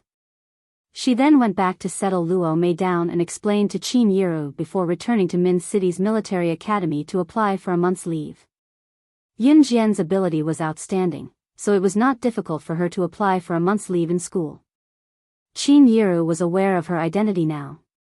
Before she left, Qin Yiru reminded her to be careful of her own safety and to remember one thing no matter what danger she encountered. Don't treat your life as a joke. It's not scary to lose anything because you still have us. Hearing Qin Yiru's words, Yunjian's heart warmed. A day later, Yunjian arrived at the Shen residence as scheduled. The Shen family's villa was similar to Gu Yunjian's. The style was grander and classy, so it was presentable. By then, Yunjian had already entered the Shen family's house. When Shen Wei saw Yunjian, he gave her a small bow and brought Yunjian to the study to discuss business. Hua Wenru clenched her fists tightly when she saw this. This little slut, she couldn't be thinking of seducing his master, right? In the study. Yun Jian sat in front of the desk in the study while Shen Wei stood beside her, looking at her submissively with his head lowered. If an outsider were to see this, they would be scared to death. Shen Wei was a prominent figure in the southern part of the province. For such a prominent figure to be so respectful to a teenage girl, would it not be frightening? Yun Jian played with the black pen in her hand as she listened to Shen Wei introduce the Shen family's current situation to her lazily. I, Shen Wei, was originally the pride of an aristocratic family in the Yulong continent. Although my Shen family is not even a 10,000th of the sorcerer tribe, it's still not bad. I, Shen Wei, was originally the heir of the Shen family, but I was framed and chased out of the Yulong continent. Shen Wei was originally the heir of the Shen family in the Yulong continent. After being framed, he was chased out of the Yulong continent. As he had nowhere to go, he left the Yulong continent with Steward Zhua, who was willing to follow him, and came to Earth. Then, she met Shen Xiaoqing and Shen Bai's biological mother, so she settled down on Earth. Shen Xiaoqing and Shen Bai's mother died early due to illness. For the sake of their children, Shen Wei had no choice but to remarry. In the blink of an eye, 20 years had passed. Shen Wei realized that he was not the only one from the Yulong continent. In the southern part of the province, there were many people from the aristocratic families of the Yulong continent. Not only did these people form cliques, but they also severely suppressed the aristocratic families who did not join them. Shen Wei's daughter, Shen Bai, was studying at Meteor Aristocrat Academy. Many of the students in the academy were descendants of aristocratic families in Yulong mainland. Shen Wei's son, Shen Xiaoqing, had an accident, and these people couldn't get away with it. Because Shen Wei refused to join them and collude with them, this group of people made a move on him. Because we can't use spiritual power on Earth, we fight openly. The descendants of these aristocratic families have been practicing their skills since they were young, so their strength shouldn't be underestimated. But fortunately, we can't use spiritual power on Earth. When I was chased out of the Yulong continent, all my spiritual power was crippled. Otherwise, I wouldn't be able to deal with them at all. Shen Wei sighed. After listening to Shen Wei's words, Yun Jian's hand that was twirling the black pen paused. Her eyes flashed sharply. You're saying that the aristocratic families of the Yulong continent rely on their own abilities to suppress the aristocratic families who don't cooperate with them? Yes. This was the point that troubled him. You're tuning into the Biyao's Wuxia Chronicles YouTube channel. Don't forget to subscribe and join us on this journey to catch the most captivating stories.